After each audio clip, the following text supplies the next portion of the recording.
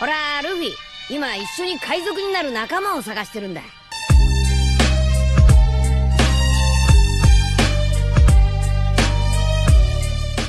Hello guys, welcome to my channel The Wandering Zoro, your go-to destination for anime-related content. And if you're new here, don't forget to hit that subscribe button and turn on notifications so you never miss out on our latest videos. In today's video, we're going to be diving into part 6 of the series.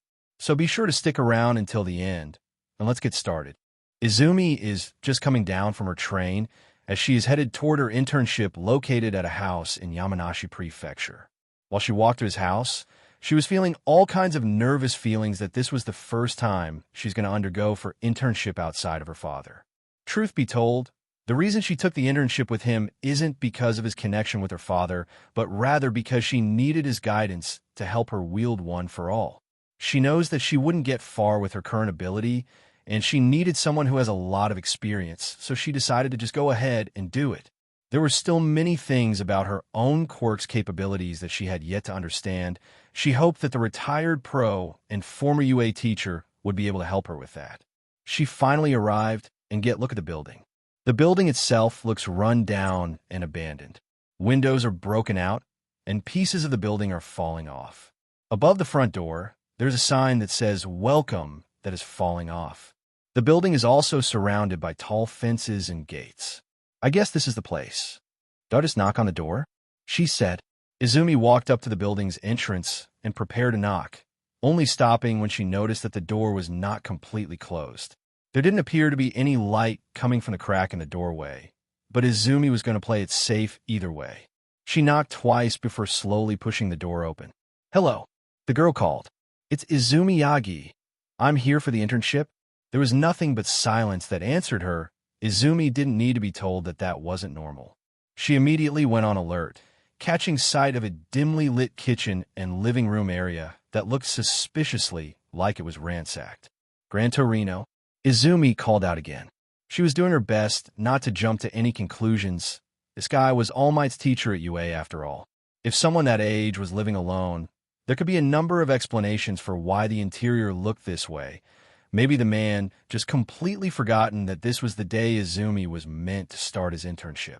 Izumi's instincts fired before she could even realize what was going on. The moment after she called out the pro's name, something crashed into her with such speed that Izumi was shocked that she was able to block it in time. The attack had come from her right, targeting her ribcage, and would have likely knocked the wind out of her if she hadn't raised her arm to block it at the last second.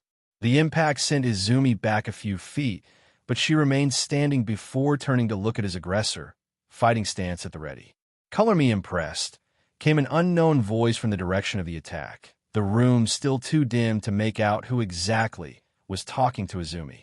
You've got some nice reflexes there. Who are you? Izumi questioned into the darkness. Me? Questioned the voice. I'm the one who called you here. A moment later, the lights were flipped on, momentarily blinding Izumi until she blinked a few times to adjust her eyes. She now saw a short elderly man of similar size to Recovery Girl, wearing a white and yellow hero jumpsuit with a black mask covering his eyes.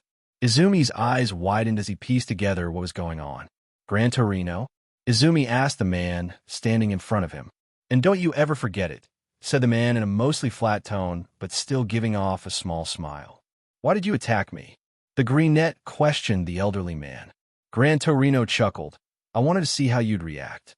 Can't have you unprepared for sneak attacks, but I was quite surprised that you were able to react the way you did and stay on your feet. My body just kind of reacted, Izumi replied to the elderly man. I think I just got lucky. Maybe you did. Maybe you didn't, Gran Torino commented. It will be my job to determine which is which. Suit up, kid. It's time to show me what you've got. Izumi nodded to the man before asking where she should put her things. The retired pro directed her to the room she would be occupying on the second floor of the building. Throw your stuff up there and get back down here, Gran Torino said to him. I want to get a good read on you before we discuss doing anything else, and I'd rather do it while I'm still living and breathing. Thank you very much. Yes, sir, Izumi replied before heading upstairs. She was looking forward to showing the former teacher of her father just how far he'd come since receiving one for all at the start of the entrance exam. She then put her belongings into the room and prepared for the test that the elderly hero was planning for her. 5 minutes later, she came down wearing her hero costume. It was a dark green, full-body jumpsuit with a red belt. It includes light beige shoulder pads, black knee pads that have been extended to his legs, now reaching up to his thighs. His new gloves are also tinted light beige and are decorated with 2 blue stripes. His respirator is now metal, diamond-shaped, and has 8 holes. "All right, let's test that quirk of yours, shall we?" Gran Torino replied. "Come and throw a punch at me." "What?" I said. "Throw a punch at me." "Wait, I'm not going to punch an elderly." "Are you serious right now?" Izumi continued to reject the idea before Gran Torino came around the room using his quirk and kicked her from behind. But this time it was much faster than when she entered the room. "Come on, Brad. You say that you were Tashinori's successor. Then show it to me." Gran Torino continues to swiftly fly around Izumi to keep her off balance. She tried to capture him with her telekinesis, but proved to be ineffective since he was moving at an incredible pace, and her eyes couldn't keep up with her movement. "He's too fast," she thought as she couldn't keep up with his speed. She powered up one for all and tried to land a hit on him, only for him to zoom in and go around her. While she was trying to land a hit on him, he quickly maneuvered and landed another kick on her side, and jumped back to the side. He quickly changed from moving around and attacking in an instant, and that irritates her. She then decided to follow his movement using her eyes, not by attacking blindly. Following the pattern, her eyes starts to get adjusted with his speed and manage to predict on where he's going to land next. She quickly moved to the right side to intercept him, which is the direction he was going for, and managed to land hit to him. Even if it's just a graze before Gran Torino recoils back and kick her on the side and pushed her to the ground. "Not bad." He complimented, "You managed to graze me in that short amount of time." "Thanks," Izumi replied, catching her breath from exhaustion, but that was tiring. "I can tell. Tell me, how's Tashinori these days?" Izumi took a moment to gather her words before she answered. He's fine." "Fine?" He scoffed. "After that thing he's pulled, he's fine? Guess he's turning to a coal monster after all." "Wait, you know what he did? About everything?" Izumi looked in shock, seeing someone new about what her father did. "It doesn't take a genius to know what he did, kid. I know that video is true, and Tashinori must have played a part in all of this somehow." Gran Torino spoke, knowing that Tashinori had tried contact him to accept her, but he rejects his offer and made his own request for Izumi, not wanting to seem that he took Tashinori's offer. "Then, why did you decide to take me?" Izumi asked, not seem to understand the reason why he takes her for internship. "Because I know that you weren't part of it," Gran Torino replied, "and so does your brother.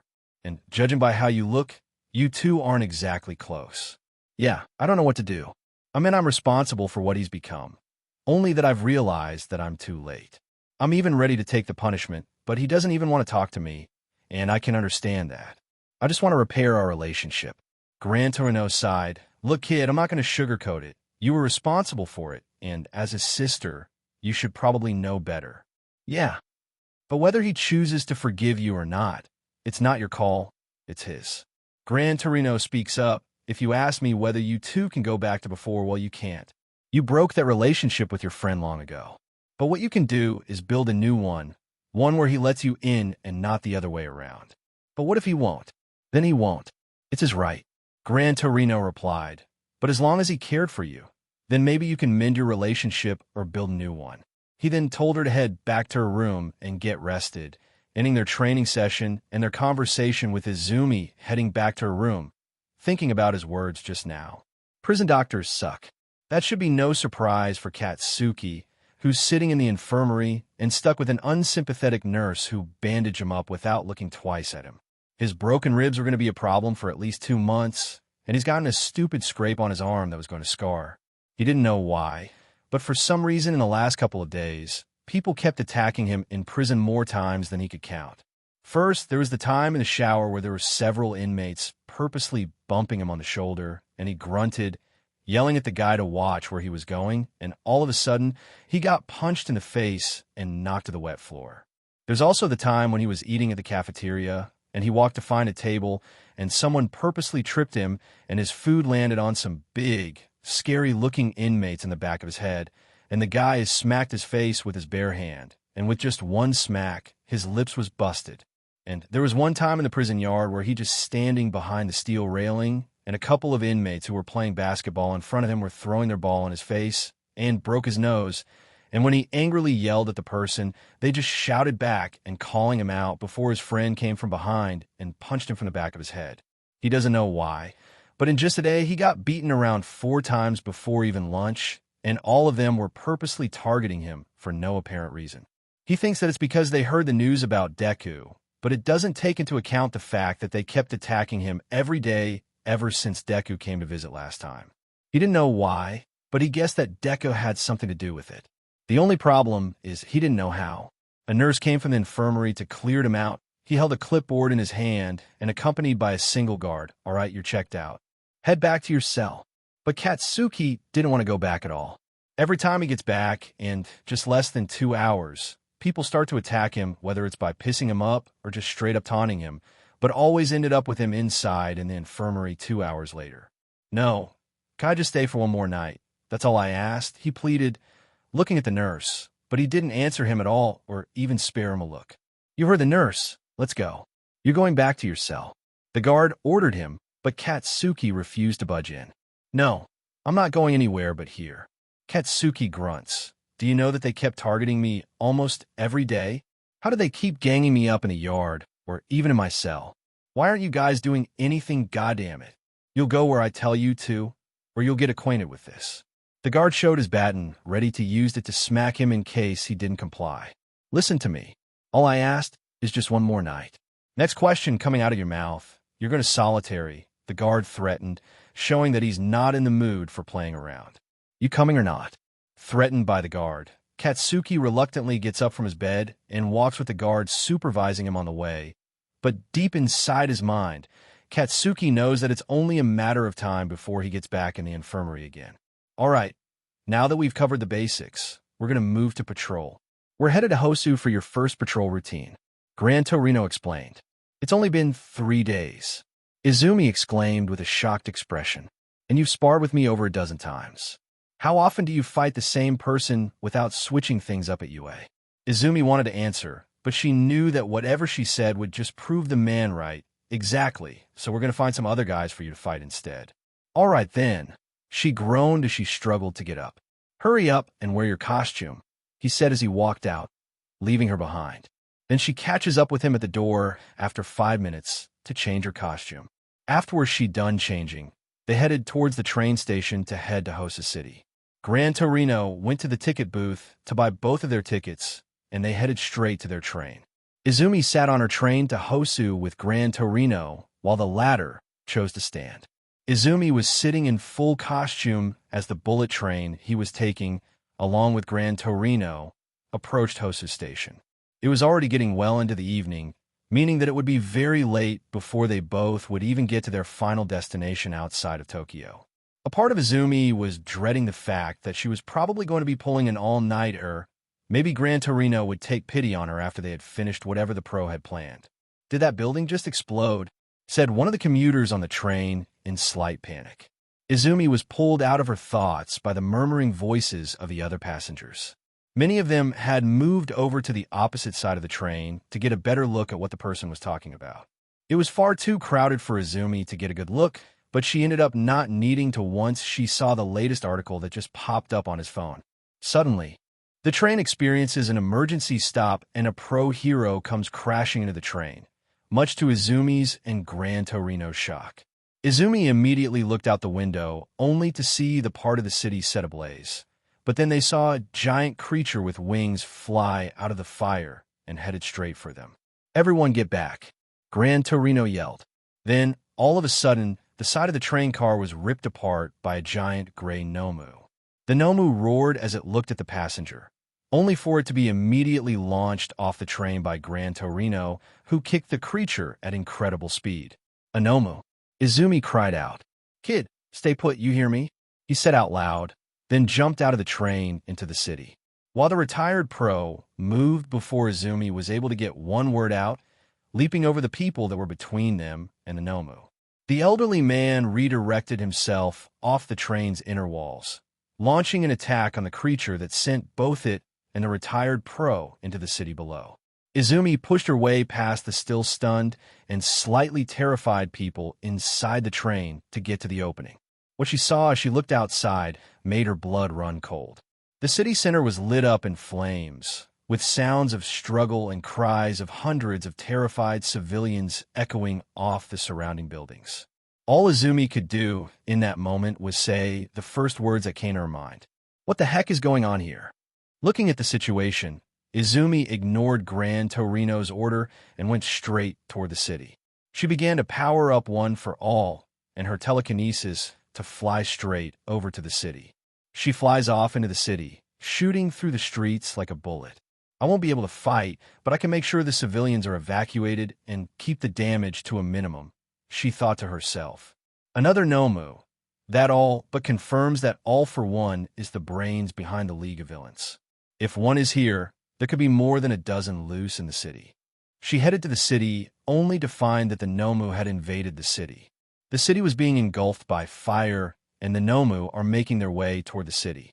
The pros were trying to stop the terror that was happening here.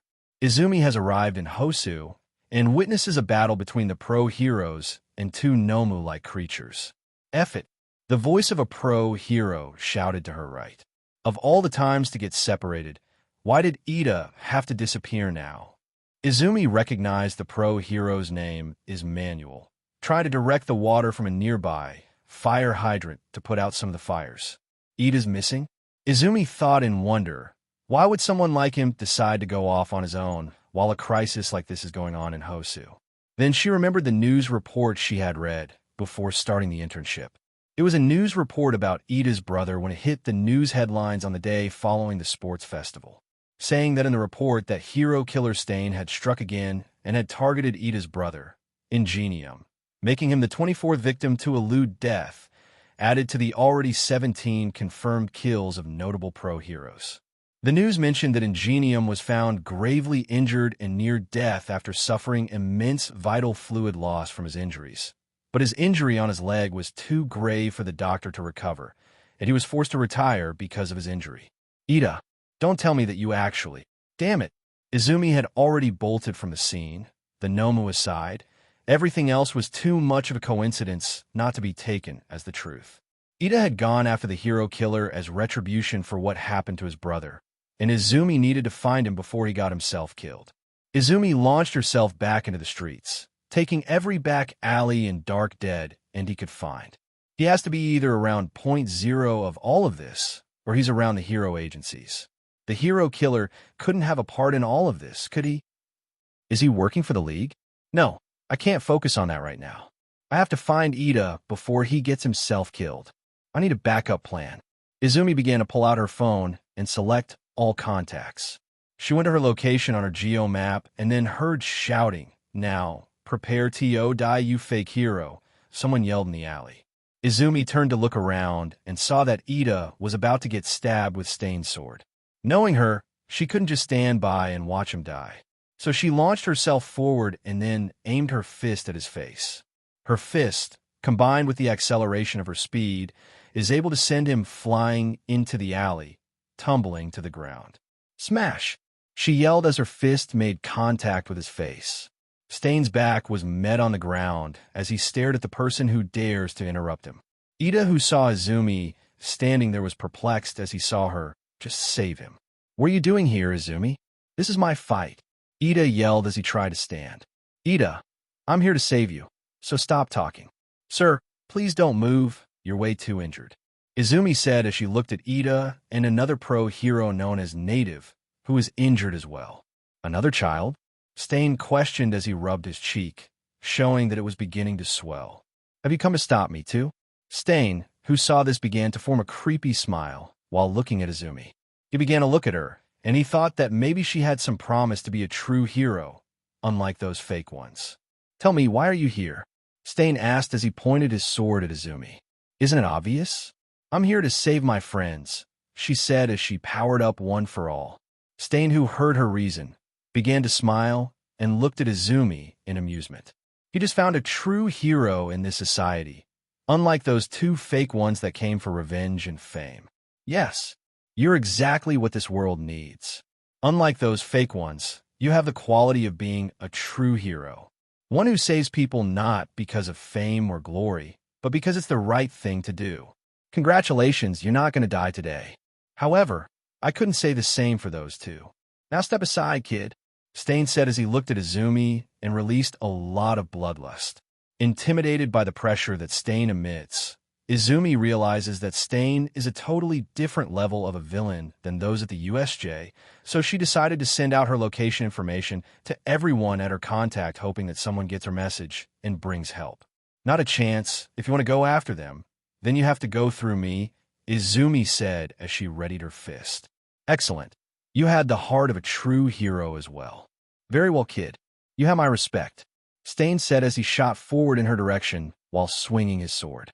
But before his sword could make contact, he was being thrown an uppercut by Izumi.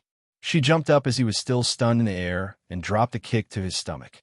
Stain flew back into the wall and then bounced off, trying to slash Izumi with a knife using his free hand, but she slid through his legs. Stain moves to counter by, swiping his katana behind him, but Izumi promptly evades by jumping above Stain. What the? He's moving this fast in a tight alley like this?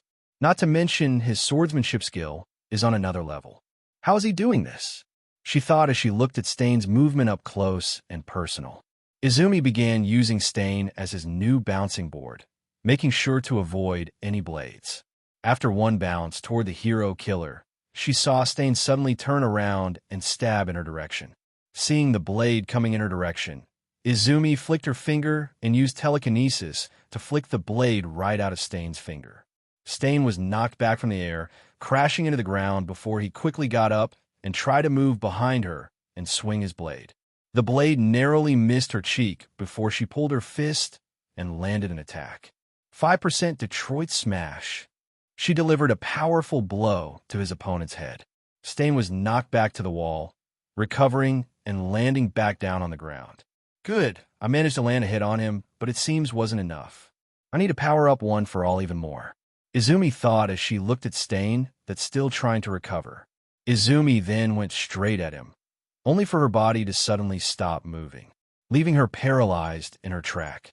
She was confused about what was going on with her body. Then she saw Stain licking the vital fluid from his knife and immobilizing him. Izumi realizes that Stain managed to graze her, and that this is the key to activating his quirk. For a kid, you sure are able to keep up with my movements. That's exactly what I like about you. You had the heart and spirit of a true hero. That's why you wouldn't die today. But your friend is a different story, Stain said as he crouched over to talk to Izumi. No, I won't allow you, Izumi cried out in pain. Stain picked up his blade and swung it before he raised the blade and aimed the tip of it at Izumi's left tendon, intending to stab her leg, preventing her from moving. You fight well, kid, but I can't have you intervene with my plan any longer for today. I'm only going to stab it so that you can't move, not causing a permanent injury. No, Izumi grunts, seeing that Stain is about to stab her leg for good. But before he could do it, Stain was cut off by a sudden blast of fire originating from Izuku's left, forcing the hero killer to dodge and fall back deeper into the alley. Izumi, who saw this, began to perk up as she saw the flame burst through the alley, thinking that Shoto was coming to rescue her, only for her to look in shock but grateful as well. It was someone around Izumi's height with a mop of messy dark green hair. On his right arm, he wore something that looks like a mechanical gauntlet with a center energy blaster in the middle of the palm. He stared at the victims in front of him while staring at Izumi. Izumi, next time you send me a message, you better send a lot more than just a shared location. Izumi turned to identify her brother as the newcomer, watching as Izuku repulsor blaster partially illuminated the otherwise dark alley. Izuku is doing a test run on his lab after taking his internship with David Shield branch office in Tokyo. When he came here before, he was greeted by the head of the facility, thanking him for doing an internship with their agency and hoping that they both could learn from one another. In just a single day, he made his mark by pointing out their flaw on their current invention and giving his opinion on how to improve them. And they were more than happy to take his input and apply it to their respective invention. Even the seniors of the facility were impressed by the depth of his knowledge, as it was almost at the level of a first-class engineering or even David's shield daughter. Aside from the help he gave, Izuku had access to their facility, from their equipment to their invention, and had to admit that their facility is 2 times better than UA, with the whole area being more futuristic, and their idea design is more compact than the steampunk style that Hatsum is using. He was working on his invention, tinkering with his repulsor blaster by changing the design, implementing the tech he's got from his internship, and creating a new model by making it lighter and adding even more power to it. After the sports festival, he's been trying to fix his repulsor blaster and leg booster by working on a new design for it. Of course, he still couldn't figure out who trashed his invention, but he got a rough idea of who it was. Whilst working, he felt a mild shaking in the building, thinking that it might have been an earthquake, before his phone rang and he saw the latest article that had just popped up on his phone. HOSU under attack by large monstrous creatures. He looked at the news report, seeing that it wasn't far from here and it's only a 10-minute drive from where his building is. He figured that they might need to evacuate before the attack spread to their building. Buzz. Izuku looked at the notification, thinking it was another news report, but to his surprise, he saw that Izumi had sent out her location in the middle of Hosu. It wasn't an address, but just a coordinate of her location. He stared at the screen for a moment and looked at the window where the attack was still happening right now. Grabbing his repulsor blaster, he heads out to her location before he sends the coordinates from his phone to his visor to navigate his way. Izumi stared with wide eyes at her brother, who had just arrived shortly before she was about to meet face-to-face with Stain's blade. She figured that someone in her contact would come to rescue her like Todoroki or Aizawa-sensei or maybe Garn Torino. But he never suspected that her brother would come instead. The green-haired boy quickly moved over to stand beside his sister, both now between the hero killer and the 3 paralyzed individuals. The pros will be on their way soon. They're still trying to clean up that mess in the central square, Izuku replied, keeping his eye on his opponent. Thanks. I don't know if I could have continued to handle him on my own, Izumi replied, trying to get up from the floor and standing next to Izuku, but she was still paralyzed. Deku. Ida spoke, almost sounding like he's groaning in pain. Get out of here. This has nothing to do with you. This is my fight, not yours. Izuku momentarily glanced back at Ida to see an almost sickening level of anger and hatred coming from the blue-haired boy's eyes. Are you sure that you wish to fight? You stand alone against me, a man who's killed more pro-heroes than any other in history, and yet you stay? Tell me, child, are you willing to die just to protect your friend over there? Stain asked, pointing his blade in Ida's direction. You can still walk away. I'll even let you take the girl with you. But your friend and this pro must die. They are fakes that poison our society with their lies. There was a part of Izuku that wanted to take the deal and leave. Ida to spend some one-on-one moment with the hero killer, but he didn't believe that Stain would honor his word. If it were up to him, he would do that. Tempting, but I have to say no, seeing how I don't trust someone like you would honor his words. Stain narrowed his eyes, remaining quiet for several moments. The hero killer seemed to be contemplating something, or perhaps considering just how he was going to explain himself before speaking. Your eyes. What about them? Izuku questioned. They're the eyes of someone who can see things for what they really are. Someone who has been dragged through the dirt and lost their naive view of our world. Isn't that right? Stain grinned before continuing. This whole society is poisoned and warped. Heroes care about nothing but flaunting themselves to the media to gain attention. They focus on their rank and popularity, feeding their selfish desires while inflating their own egos. And what is the result? A system that doesn't care about saving people, but instead focuses on how cool heroes look or how amazing their quirk is, leading to a society that judges people's status based on their quirk and quirk alone. Deku, listen to me. Ida yelled from his position behind Izuku.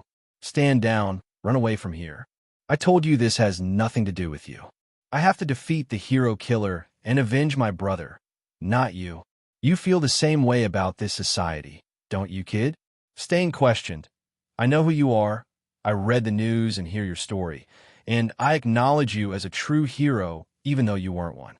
The entire alley got deathly quiet at the man's accusation, and Izuku did his best to keep his neutral expression while the eyes of the other 3 people in the alley looked at him in shock.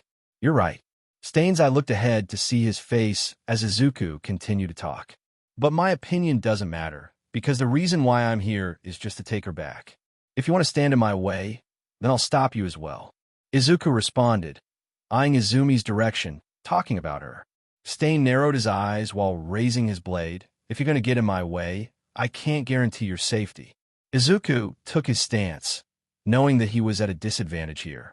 Stain's fighting style consists mostly of close-quarter combat, which is the opposite of his repulsor blaster and leg booster. If he took the battle afar, Stain might not take the bait and decide to go after Native and the others. There was no going back now. He had bought as much time as he could up to this point. Now all he could do was delay Stain for as long as possible, or drive him off until the pro arrived. Thunder crackled overhead. The darkness of the night momentarily lit up by flashes of lightning somewhere in the distance. The tension was broken when the boy surged forward, blasting forward using his leg booster.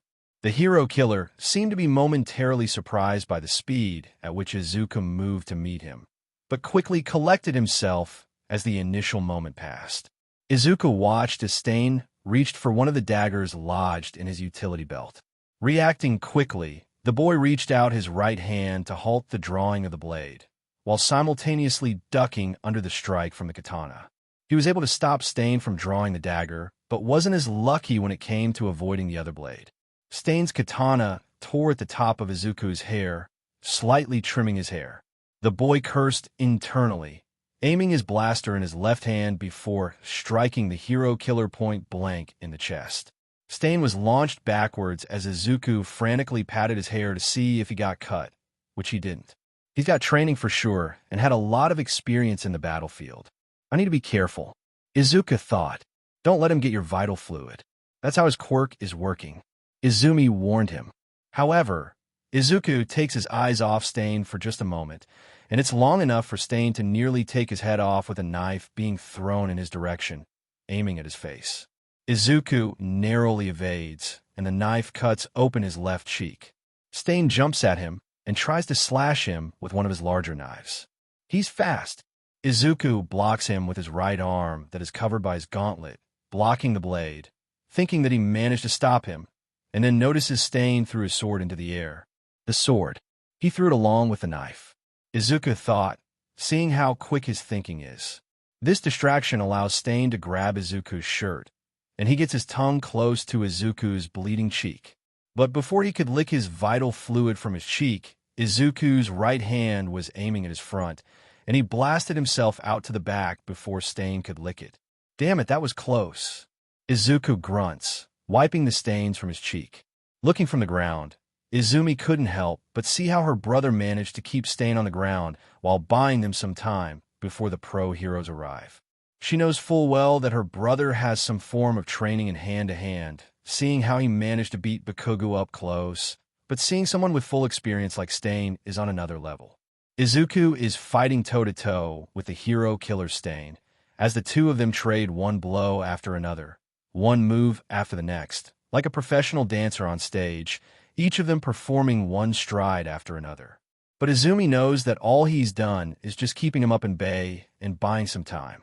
But just as he was retreating, Stain threw several knives into Izuku's left forearm, and he blasted the knives using his blaster. He was about to launch a blast in his direction, but when he looked through the front, Stain was nowhere to be found. He looked around and saw a shadow start to form below him, and he looked up, seeing Stain descend from the air and trying to stab Izuku from above.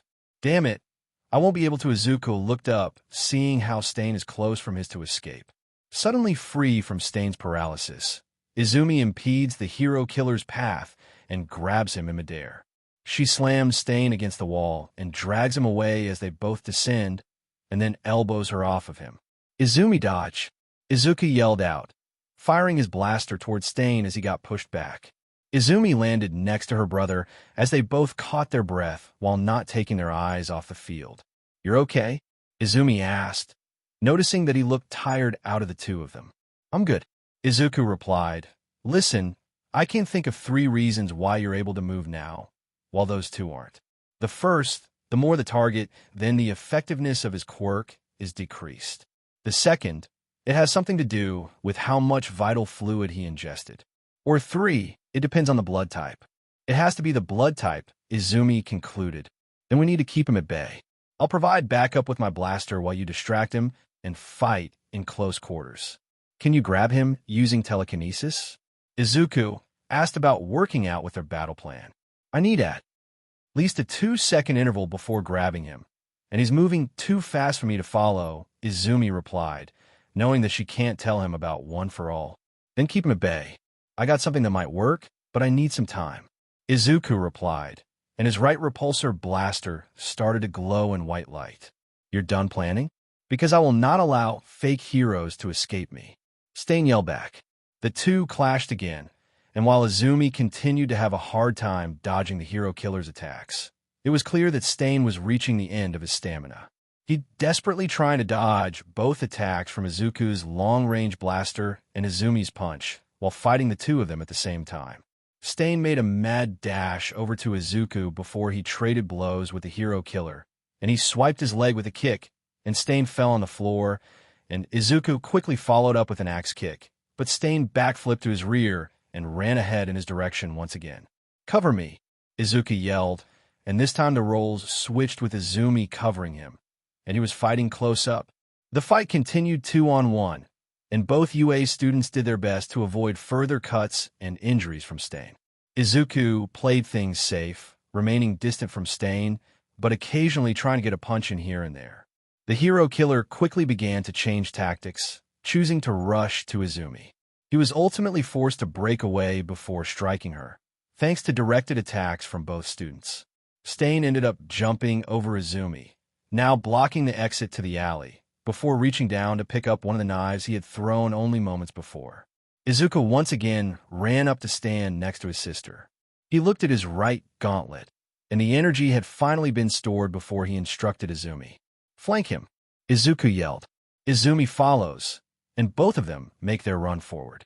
Stain follows.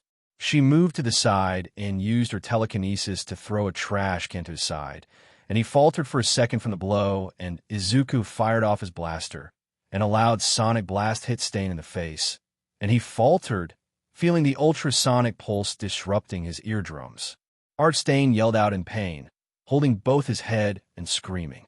He felt dizzy, and the world around him was moving rapidly and twirling, hearing nothing but a buzzing sound, and he dropped on the ground before Izuku followed, and released a blast of blinding light out of the repulsor nodes on his hands to disorient him, feeling that Stain's eardrum could explode at any moment before he passed out. For a moment, Izuku just stood there, unsure of what to do as the reality of the situation tried to catch up with him. He had defeated Stain. The hero killer was lying on his back, beaten and passed out as Izuku stood over him. All that Izuku could focus on was the sounds of his rapid breathing and the drops of rain splattering on the pavement. "Izuku!" came a call from behind him. Izuku turned to see Izumi walk up to him, and her eyes diverted to his gauntlet. What was that just now? He looked over to his palm at his gauntlet, a concussive blast. Should be strong enough to knock him out. "Let's make sure the others are okay first, then we'll find some rope and tie him up," Izumi said while pointing to the hero killer. The two siblings turned back to the others, moving to check Native and Ida for any serious injuries needing immediate attention. Native appeared to be relatively all right, but Ida's injury was more serious. The blue-haired boy received quite a nasty puncture wound, still bleeding from both sides of his left shoulder. All they could do for him right now was secure 2 patches of gauze at either end before wrapping the arm in hopes of stopping the bleeding. Thankfully, Ida's paralysis had worn off, so they could move him more easily. "Izumi, I don't want to hear it."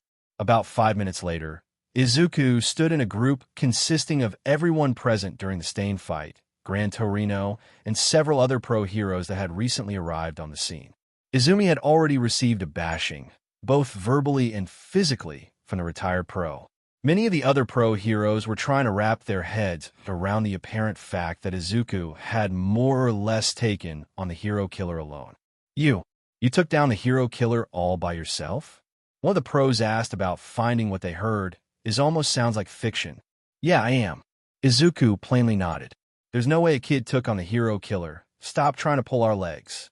One of the pros claimed. I'm telling you the truth, Izumi replied. He held his ground and stopped Stain from killing Ida and Native. The rest of us were paralyzed by his quirk. So you decided to plunge headfirst into danger? Gran Torino questioned Izumi. I swear you're like a carbon copy of Tashinori. I couldn't just let Ida be killed. Izumi replied. What was I supposed to do in that situation? As the group continued to bicker amongst themselves, nobody noticed the pale, yellow Nomu fly around the corner of one of the tall buildings down the street. The monstrous creature descended undetected towards the group for several moments before Gran Torino happened to look over his shoulder. The retired pro was immediately snapped back to crisis mode when he realized what was about to happen. Everybody get down, he shouted. The moment the rest of the group caught sight of the winged beast, it was already too late. Acting on instinct, Izumi pushed away the closest people standing next to her before being snatched up by the monstrous creature. The Nomu then quickly began to ascend, its prey desperately trying to break free before they got too high. Izumi! Ida shouted. Out of nowhere, a shadowy figure blasted off from the ground, and soot marks were painted on the pavement so fast that time is almost stand still. Whilst on the grasp of the Nomu, Izumi saw her brother figure come in the sky and his right hand glowing before aiming his palm over to the creature's head and blasting him downward. The blast is so powerful that it slams the Nomu into the ground and cracking the asphalt road from the falling as Izumi landed on the ground after freeing herself from the creature's grasp. The other heroes came up to check on her as Izumi, who was still stunned, watched over what happened and remembered what Gran Torino had told her before.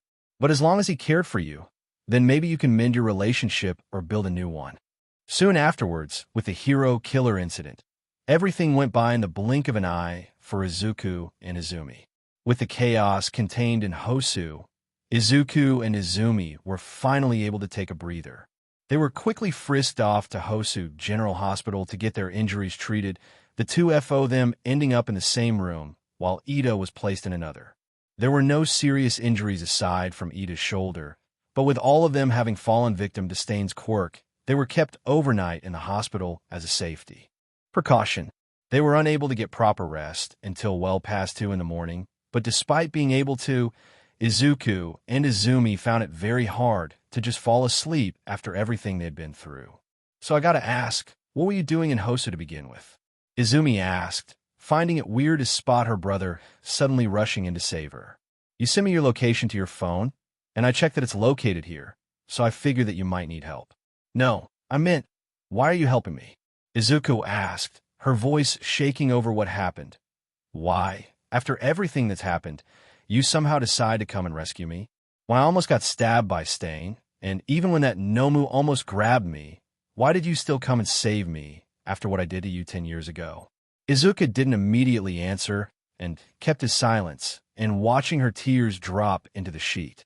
Her face looked distraught and full of pain for what she did 10 years ago. Even though she had already come to terms with what would happen to her career in school, she would never have suspected that Izuku would forgive her, let alone save her life. Because I know that you realized what you did. Izumi's eyes widen at his words and lets him continue speaking. I know that you, along with your friend, did all those things before, but you and Yaoyorozu realize your mistake even though you're late. Compared to your class, you two didn't try to plot your way to get to me, and I respect that. But if you think that we can just return to how things were, then we can't. You burned that bridge 10 years ago, and there's no changing that. So if you want to reconnect with my life right now, then you need to build that bridge yourself. Izumi, who listens, could only wipe her tears off her face and sob. Okay, I promise. The boy was about to address the elephant in the room regarding Ida's decision to go off to fight Stain alone, but he was interrupted by the sound of the door to the hallway opening. The two of them turned their heads to see a group consisting of Ida, native, 2 police officers, and a man with a dog's head. These 3 are the ones that were there besides you, and your intern, native? The dogman questioned. That is correct, Chief Tsurigami, native replied. After I was attacked by the hero killer, Ida was the first to arrive, followed by Izumi Yagi, and finally Izuku Midoriya. As you all were made aware of last night, there come times when certain civilian areas become hotspots for chaos during large-scale villain attacks, the man said. When quirks became normalized in our society, there became the question of how they would be implemented in maintaining public order. The police departments sought to maintain the status quo. Instead of wielding our own quirks to combat villains, the role of licensed heroes was born. Izuku narrowed his eyes, recognizing exactly where this conversation was heading. Judging the looks that Ida and Izumi were giving when the green-haired boy quickly glanced in their direction, he seemed to recognize it as well. They were students, not heroes, and they had no issued licenses to allow them to use their quirks legally, but not him. I beg your pardon, sir, but I need to talk, Izuku asked. The boy watched as both Tsurigami and the 2 other police officers raised their eyebrows in slight surprise before the chief of police nodded. I won't go into all the details of my backstory, but I've always had an interest in both heroes and their history. Before the official heroes existed, before quirks existed, there were always people who were looking to help others however they could, even at great risks to themselves. Every eye in the room was on Izuku as he held the gaze of the man with the dog's head. Tsurigami just returned the boy's gaze, interested in finding out where he was going with this. I could never claim to know any of these people on a personal level, Izuku continued, but I would like to think that most, if not all of them, would have done something to assist the situation. Standing around doing nothing was never an option. Tsurigami's eyes narrowed at Izuku. Regardless of intent, young man, breaking the law is still an issue. Your implications do nothing to justify quirk usage, even though you ended up facing off against a dangerous villain, such as the hero killer in a back alley, while my city was under attack. Not to mention that you didn't have the license to act rogue with your support items in the city. We can both agree to that, sir, Izuku replied, but we both know that if I hadn't come and saved them, then we would be having an entirely different conversation with different parties right now. He knows that he was talking about the scenario where Stain would be killing 3 people in that alley today, and the chief were going to be having conversation with each loved one about their loss. The room was left silent for a moment as its occupants took in what Izuku was implying, but the Hosu police chief was not having it. You are justifying that your actions were warranted because you succeeded in protecting Native and your classmate, an action that was nothing more than blind luck. Maybe so, but the fact of the matter is that many innocent lives, not just theirs, were put at stake because of the chaos. I understand that maintaining order in this situation is the right thing to do on paper, but you can't deny that acting outside such boundaries is exactly why heroes exist in the first place, right? For the first time, it seemed like Izuku had actually made a point that the man could not directly shoot down. I admit that I stepped outside my boundaries like I did, but it was never my intention to fight Stain.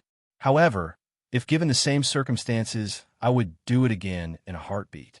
There was a long silence in the room before Tsurigami let out a large sigh. The stance I've been taking up to this point has been the official stance of the Hosa Police Department. Perhaps it's time to fill you in on my more personal views of the situation. The last sentence seemed to ease a bit of the tension in the room generated from the conversation between Izuku and Tsurigami. Normally, I would be reprimanding the 2 of you for going rogue, especially with someone who didn't have a hero license to start with. He eyed over to Izuku's direction, knowing that he's the main topic of this conversation. But in the last hours, a video had gone viral capturing your action in that alley, and you coming out bringing Stain in captive, and you managed to take down one of the Nomu along with saving a hero in training in camera. You put me in a difficult position. On one hand, you went rogue knowing you don't have a hero license to begin with. On the other hand, I'm told some hashtag is going around. He made an air quote with his paw, #RookieHeroes. Now I'm being told that we can't exactly punish 2 hero students for capturing a serial killer loose in Hosu. The chief continued to speak, given that the 2 of you actually captured the villain, added to the fact that Native has vouched for the three of you to be voided of punishment, our report has been revised to explain the following. In the name of the pro-hero Native, the three heroes in training that encounter the hero killer were given permission to defend themselves and engage in combat. The UA students grew shocked expressions as they realized what that meant. Native really stuck his neck out for them, shielding them from bearing a large amount of potential criticism by making their actions a result of his decision. Izuku looked over to the pro and gave a smile of gratitude, to which the man responded with a nod of approval. However, the police chief continued, "The catch is that we won't acknowledge your efforts publicly. If something were to get out in the public eye, the official stance of the police force would only reveal your status as hero students. You will not be allowed to receive recognition for your actions." "That's fine," Ida replied almost instantly. "I wouldn't deserve any recognition anyway, since I played no part in actually driving him off. The only one who should really get to decide is my brother," Izumi countered. "While I did assist, the bulk of the fight was him and him alone. It doesn't bother me. I'm not a hero in training to begin with, and I don't want the credit at all," Izuku responds. "Very well," Tsurigami said. "While you won't receive the prestige, allow me to do this at least." The man bowed deeply to both Izuku and Izumi. "As the chief of police of this city, let me personally thank you for what you've done." The heroes and police chief then left the room with Ida, leaving momentarily before scowling, leaving the two of them in the room all by themselves. "I'm home." Tashinori entered his home after finishing patrolling around the area. He looked around and found that no one was home right now. Izumi was still at an internship with Gran Torino, and Inko was buying groceries. He exhaled after a long day patrolling and fighting against villains in the area. But what tired him the most was the feeling that he felt whenever he went outside, being eyed by the civilians. The news has traveled on how UA is under a microscope right now and being monitored by the Board of Education, which means that All Might, being the new heroic teacher in UA, is the target for the media to ask questions regarding what happened in there. Tashinori wanted to intervene by correcting young Bakugu's statement, but he was under a strict order by Principal Nizu and the Board of Directors not to say a word regarding the condition of UA. Otherwise, his contract would be terminated along with anyone who leaked the information. Everyone has been trying to get information out of him regarding Bakugu, as it's still the talk of the news of the month, and he's getting sick and tired of it. He makes his way into the kitchen, trying to get something to drink, when he notices a note stuck to the refrigerator. He figured that it's probably Inko writing about the menu for today, and when she returns and picks up the note to see the writing. But when his eye met the note, he couldn't help but widen his eyes, reading the message that was on the paper, and he unconsciously crumpled the paper in his hand. He glanced to the room left and right, trying to find out whether someone had occupied his home or not, but found that he was all alone in the house. Tashinori couldn't stop staring at the note, even as it crumpled from how tightly he gripped it. The note had shown up in the refrigerator in his house with no warning and no hint as to who could have put it there, all of which should be raising red flags as high as they could go. But Tashinori couldn't even process that as his brain latched onto the message, repeating it almost like a drum that beat in rhythm with his pounding heart. "I know." Katsumi sits in the waiting room with the other relatives, where the prisoners are having a conversation on the telephone. She looked nervous, glancing left and right, not knowing how this worked to begin with since she only saw this in a movie. It took her about 2 hours to complete the process, but she finally had a visit with her brother, during which they spoke on the phone for about 30 minutes. The room itself looked common. With her left was the girlfriend of some inmates she had never heard of, and she was asking about her boyfriend's well-being. However, she couldn't hear what he was saying since he was talking on the telephone. Moments later, the guard came from the other side and brought her brother while he was in chains, and she couldn't help but feel shocked seeing his state, not by how he was being brought in, but by how he came out. His face is beaten to a pulp, with bruises on his face, and his cheek is swollen. There's also dry vital fluid coming from his lips, and his movement is limping with one leg dragging the other. It looks like he just got beaten up with a metal pipe recently. Katsumi hurriedly grabbed her phone to talk to him as he also grabbed one for the other side. "Oh my God. Yeah, I look messed up." Katsuki groaned. "What happened?" she asked hurriedly, looking at his face, which was beaten to a pulp. I don't want to talk about it. Well, we're going to, because it looks like you just got hit by a train or something. Katsuki held his silence before he speak up. I got beaten by some unknown villains, bunch of pussies. They beat me from behind or ganged up on me for some reason. Did you do something? She asked. Knowing how her brother's personality is, he might have tried to rile up a few of the inmates here. No, God admit, I didn't do anything. Katsuki rebuts, well, maybe at first, but I've been keeping my head down ever since, and those guys keep coming at me all the time. Since when? Since Deku paid a visit around a week ago. Wait, he's here. Yeah, he paid a visit telling how basically the old hag is disowning me and Deku is suing my butt to the ground. Katsumi held an uncomfortable look, and he could tell from her face that he was right. So they really did it, huh? He said.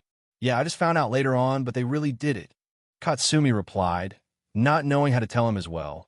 We asked Mr. Yagi to help get you out of here, but so far he hasn't been able to do that. What? He's the #1 in Japan. How has he had such a hard time getting me out of the prison? Katsuki asked, finding it difficult for him to hear. Katsumi shushing his words immediately at the mention of All Might's name coming out of her brother's mouth. Keep your voice down. Look, Mr. Yagi is trying to get your case dismissed, but so far Deku won't let go of it, and we can't exactly did something right now. What are you talking about? Katsuki asked, being he's out of the latest news on the outside world recently. Katsumi took a moment before she went to explain. It happened right after the sports festival ended. UA is being visited by the Board of Education, saying that they are conducting an investigation of everyone in UA for such case that involved you. Not just the staff, but the whole student is being interviewed, asking a series of questions, all asking about their time inside UA and their opinion about the teacher. I don't get it. Why did they come to you if they were investigating me? Your statement in the tournament, dumbass. Katsumi replied, you mentioned that Mr. Yagi has instructed you to push Deku off the building, and now the whole UA is under investigation on who that person could be.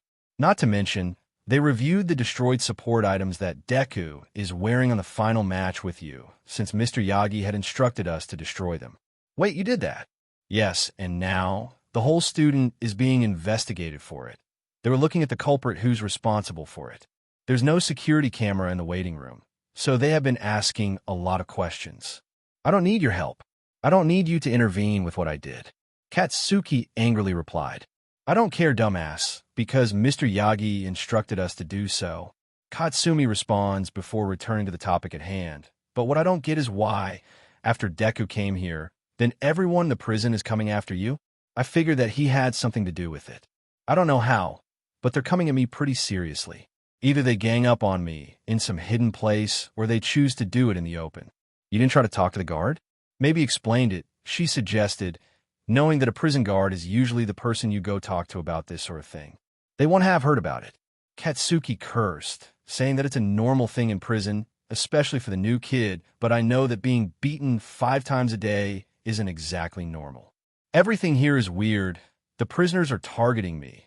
The guard turned a blind eye. The nurse refused to treat my injury. It's like they all wanted me to suffer or something. Look, you need to stay strong, okay?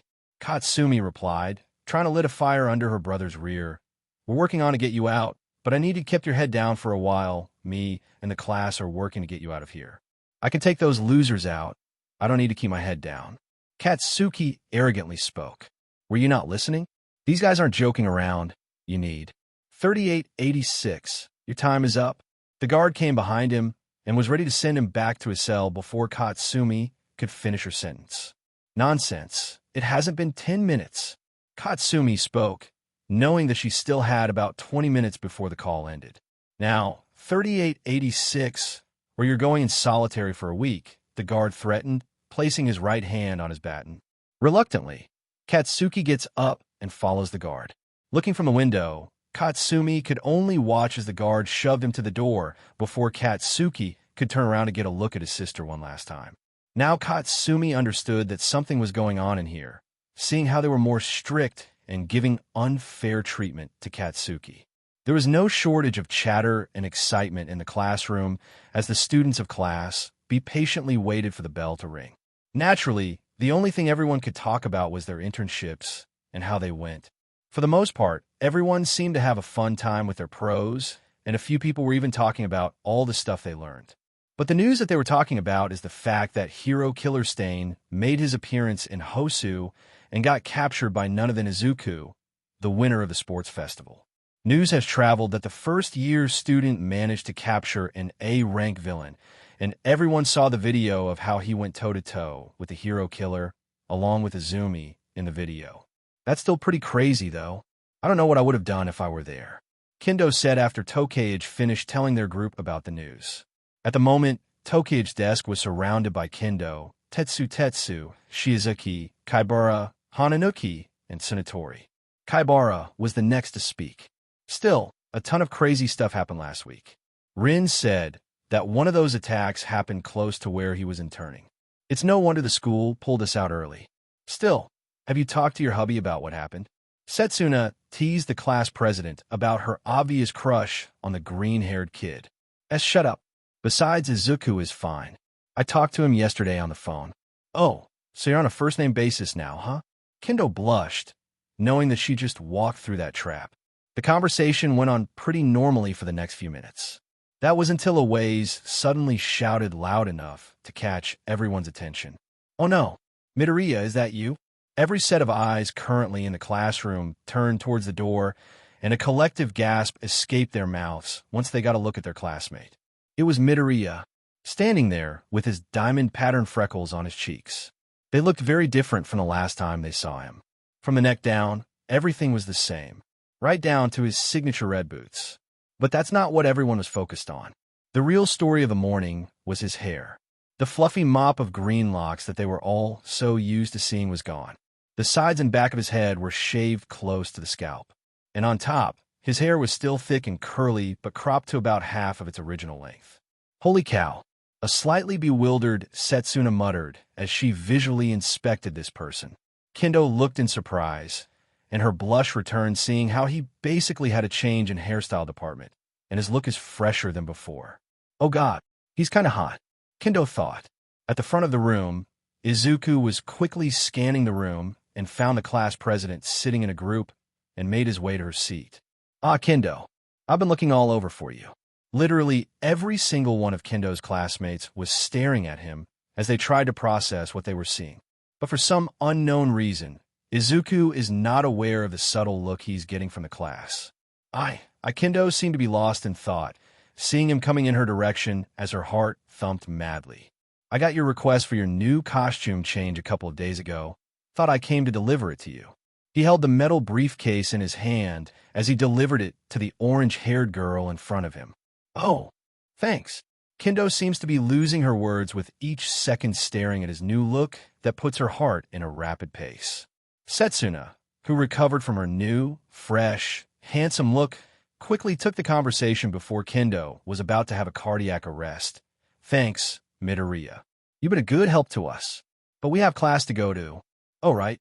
I forgot about that.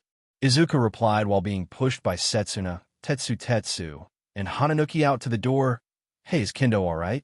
She looked kind of dazed over there. Oh, it's fine. Hananuki hurriedly replied. Yeah, why don't you come back later? Once the class is over, and we'll have a talk? Tetsu added. Sure, that seems fine, Izuku replied before he headed to the door after being let out. Once the green-haired boy had left the classroom, Setsuna, Tetsu, and Hananuki sighed in relief before turning their head and seeing their class president still starstruck by his new look that completely left Kendo paralyzed. Well, at least we know that press likes the new look. Setsuna joked. After their morning classes concluded, the students quickly made their way over to the cafeteria. Due to the seemingly never-ending downpour going on outside today, the student body had no choice but to pack themselves inside. Unfortunately for Izuku and Hatsum, by the time they got their food, almost every single table they could see had already been claimed. Hatsum groaned, seeing that their usual eating spot had been taken over by a group of third years. Great, it's totally packed in here. Yes, I don't really see anywhere for us to sit. The two of them strolled around the cafeteria for a couple of minutes before seeing an unoccupied table in the corner of the cafeteria and quickly made their way there. They put their tray on the table and had their meal before Hatsum interrupted his afterthought. So, I don't know you noticed at all, but most girls have been staring at you since you came to the class this morning, Hatsum replied, mentioning the looks they get since they both walk together in the class and all the way to the cafeteria. Really? I didn't know, Izuku questioned. You didn't notice the looks people gave you when we came to the cafeteria, or even when you were in the studio? Hatsum asked, wondering if he really just didn't know or didn't care, especially with his new hairstyle that looked like a model now. No, he shrugged. But at least this explains why everyone seemed so starstruck when he came to Class B this morning. Hatsum sighed. Anyway, I gotta ask now that we can talk. What are you gonna do about them? Izuku doesn't seem to follow what Hatsum is asking. What are you talking about? I'm talking about them. Hatsum hinted, and Izuku seems to realize what she was talking about. Oh, Izuku responds, don't worry, it's being taken care of. Hatsum, however, wasn't satisfied with that answer. I need to know that you won't do anything that's crossing a line. You have my word. No innocent person will be harmed, Izuku assured her. You could be pretty secretive with your plans sometimes, Hatsum replied, looking annoyed. I said that I'm going to let you help me. Doesn't mean that I will tell you in full detail. But knowing you, you must have something planned for them. Is it going to be like the time in the sports festival? With the big reveal and the full shot with the media, she asked, trying to get something out of him. I'm not telling, Izuku responds, taking a mouthful of his katsudan. Hatsum grunted and took her spoon. You know, I really like you better when you were with Kendo, so that you were weak in the knee. Izuku shot her a look as she smiled, knowing that she was right. So what's going on with you and her? Hatsum asked while resuming to eat her lunch. Who? Izuku asked, not understanding who she was talking about. You and Kendo. Hatsum said, you two seem to be close. Yeah, we're just friends, Izuku replied. She nodded playfully. Izuku perked his brow. What are you implying? What do you think? She asked. We're just friends, he pointed out once more. Seems like it's more than that, she muttered. What's that? I didn't hear what you said. Oh, nothing, Hatsum quickly replied. Katsumi sits at a cafe scowling while taking a sip of her drink. Sitting at the table are her classmates, consisting of Shoka, Shoto, Kaminari, Ida, Uraraka, and Kirishima, all gathered at the same table. They were all gathered at the cafe, doing some research about Deku's past and finding ways to get Katsuki out of the prison. They don't want to attract any attention by gathering in a library or in a classroom in one huge group, so they decided to split off and go to separate places. Katsumi sits, taking a sip of her coffee with Ida, Shoto, and Kaminari working on their laptop, trying to find any sighting or news report of any info that relates to Deku or any green-haired kid, while the rest of them listened to Katsumi's story when she visited her brother.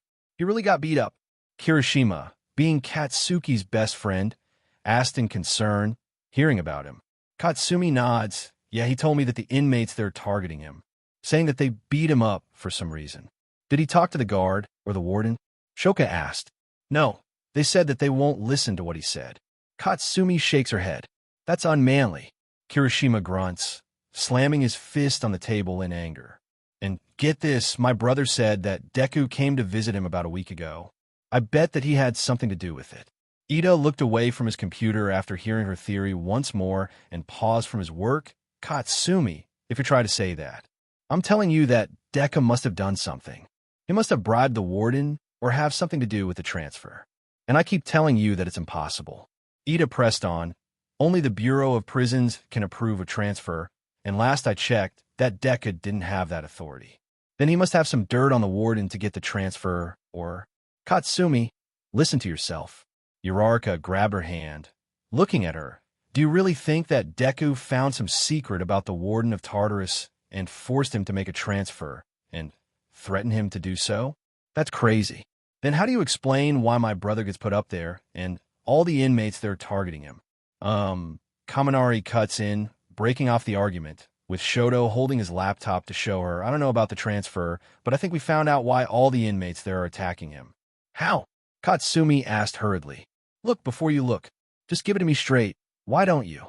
Seeing her angry expression, Kaminari decided to give in and turn on the laptop and show them what he found out on the internet.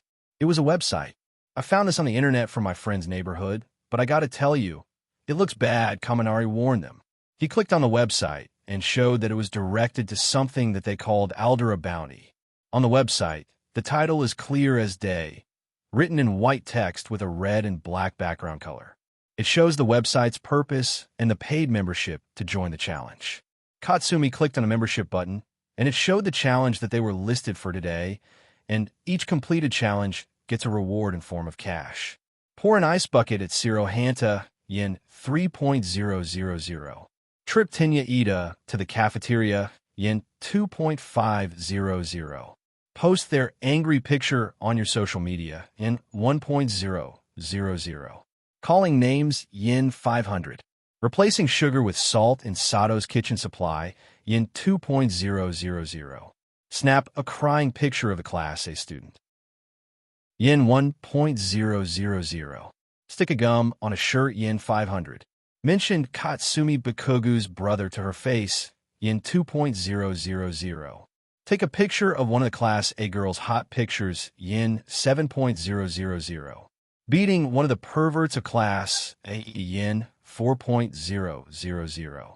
Prank the boys of Class A, yen 1.500.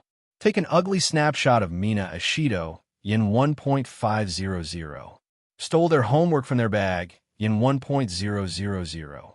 Change the lock of the locker room. Any student is fine, yen 700. Turn Katsumi Bakugu's face into a meme and upload it to your social media, yen 3.000. Most of the challenge seems to be mild, with some of them crossing a harassment type, which made a few of them sick to their stomach. This explains why a few of the students have been harassing them outside of school or even during class.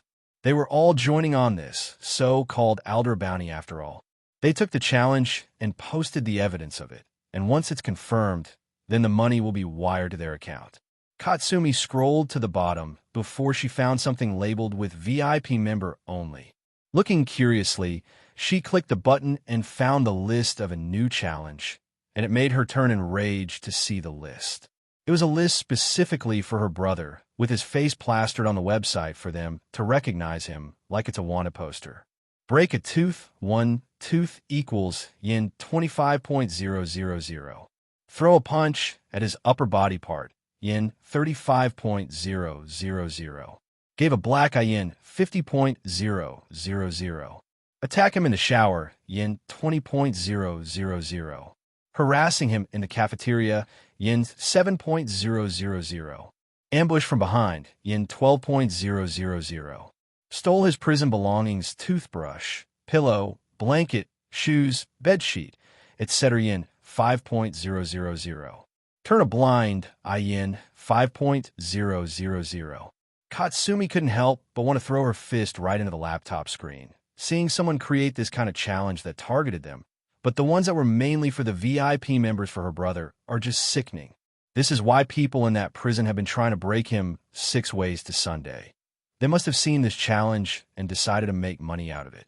To ensure the website isn't a prank, the uploaded picture is posted on the website's forum for everyone to see. Whether it's a picture or a video, some of them even feature live streaming, showing evidence and the money transferred to their bank account, which proves it wasn't fake, encouraging others to join in. There are also a few pictures of her brother, who has a black eye and was beaten in prison. Katsumi slams her desk so loudly that it spills her coffee onto the ground, and everyone in the cafe turns their heads in their direction. She was foaming in anger, wanting to rip whoever made the website to shreds. But she knew full well who was responsible for this challenge. That Deku. I'll kill him. Tashinori stood in the backyard of his house. It was pristine and colorful with many flower gardens decorating the area. He was standing at the rear, looking at the bird bath of his reflection in the water. He held the crumpled paper that had been written on him before. He still can't get the fact that not only someone entered his home undetected, but also dared to leave a note for him. He didn't know who left that in the first place. The security camera in his house was disabled, and there's no sign of breaking and entering, no broken window, no stolen possessions, nothing. Someone just came to his house, disabled the security camera, and left a message for him. His eyes were panicking, and his palm was sweaty, as he knew what the message was talking about, but he was so sure that it would never be found out at all. He had evidence that there's no one would ever know, and now there's someone out there with knowledge of what he might have done. He tried to keep his mind occupied, trying to think of other matters, but as far as he knew, nothing in the world was going to keep his mind off it. His phone starts to ring, and he checks the caller ID, sees who it is, and it shows Shoto Todoroki on the caller ID. He finds it odd for him to call him, as he picks up the call anyway. "Yes, young Todoroki?" Tashinori answers. "Mr. Yagi, you need to read the text message we sent you. Someone is putting a bounty on Bakugo in prison." Hearing those sentences, he immediately looked at the message showing the link that leads him to the Aldera bounty as his eyes widened while still on the call. The school has passed, and most students were already out except for a few who decided to spend some time in the library or working on their homework. Some even still in the classroom after getting a detention for today. In the hallway of the second floor, Izuku was just coming out from the studio with Hatsum after working on tons of requests from the other students for an emergency request, and they had been pulling nonstop on their work. Man, can't believe they were finally done. I know, truth be told, it was kind of tiresome. Izuku stretched his arm in exhaustion. "Want to grab something to eat? I heard there's a new ramen store that opened recently." "Sure, I won't mind," Izuku replied, and he made his way out to the hallway before they were met with the sight of Kendo, Setsuna, Tetsu, and Hananuki also just coming out from their classroom. "Kendo," Izuku called her out. "Oh, Izuku, you're just heading out too?" Kendo had already grown accustomed to his new look, unlike this morning where she looked dazed. "Yeah, we're just finished with the student's request, too. Hey, you want to hang out right now? We're planning to go to the karaoke bar just now." "Sorry, we're actually planning to get something to eat," Hatsum replied before Izuku had a chance. "Oh, come on. How about we join you all? The more the merrier." Setsuna replied, trying to get Kendo in the same room with Izuku as well. Hatsum glances in Izuku's direction, waiting for his decision before he answers, "Sure, why not?" Soon, the two small groups had turned into one big group. Izuku and Kendo were walking side by side, at his left after Setsuna had tried to urge her to go to his side at her insistence, and Hatsum to his right, trying to talk about her invention, asking for Izuku's opinion. They both walked down the stairs from the hallway before someone called out to his name, stopping their track. "DKU!" All six of them turned their head and found Katsumi standing on the same floor they were. Her face looked reddened from anger and rage. Her pupils were dilated almost like someone who had been injected with pure adrenaline. "You son of a! You put a bounty on my brother's head? I'm gonna God knock you out," Katsumi threatened. Her face looked angry and ready to throw a punch. "Katsumi, don't you come at me," Izuku replied, threatening her. The rest of them had no idea what she was talking about, but knew that Katsumi's coming was a sign of bad news. "You don't want me coming at you, because you know once I get my hands on you, you're done." She buttoned down her UA blazer and dropped her bag to the floor before making her way to him. "Which is why I'll drop you before you do." Izuku walked close to her before she grabbed his blazer and slammed him to the wall behind him. "Go ahead and drop me." She slammed him in anger. "You're not going to throw a punch, because you were in the wrong this time." Smack! Katsumi took a full swing as her fist landed in his face, and vital fluid started to drip from his face. "Izuku!" Kendo yelled out. His nose is bloodied and broken as Katsumi pulled her fist once more to deliver another punch, only for her to get stopped by Tetsu and Hananuki, who pulled her aside, and Kendo, along with Hatsum, came to check up on him. "Izuku, you're okay?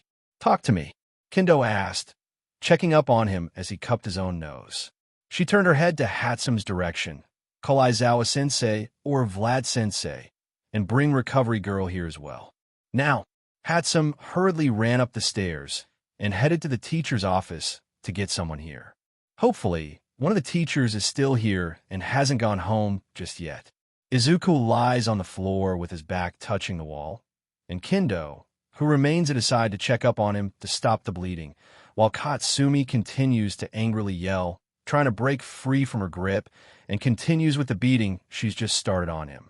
After what happened yesterday in the hallway after school hours, everyone in school had heard about the news, and it has been the topic of gossip for today, and some had reached over to a hero bulletin to inform of the news before their respective homeroom put a stop to it under the threat of expulsion. But the news is as clear as a blue sky, as everyone has heard about what happened. Katsumi Bakugu of Class A had punched Izuku Midoriya in the face. The details of the incident are still unknown, except for the 6 students who were in the area at the time and have been strictly instructed not to mention it to anyone under any circumstances, not even to their parents. Even Aizawa Sensei had to come down and threaten them if they decided to ignore his warning. However, from most people's perspective, who were in the unknown, they saw it as Katsumi, who is angry to see her brother put in prison, decides to lash out and get payback to the one who's responsible. Some even pictured Katsumi as the instigator of the said incident and Midoriya as the innocent party. Speaking of Izuku, he's now under the care of Recovery Girl for fixing up his busted nose and power loader, along with Principal Nizu, who had come to visit him to ask a question regarding the incident. Izuku told them how it was that he came from a studio with Hatsum after school ended, and he went out and met with Kendo and the rest of her classmates, and they decided to leave school together. And that's when Katsumi called him out and threw the first punch at his face before she was held back by Tetsu and Hananuki.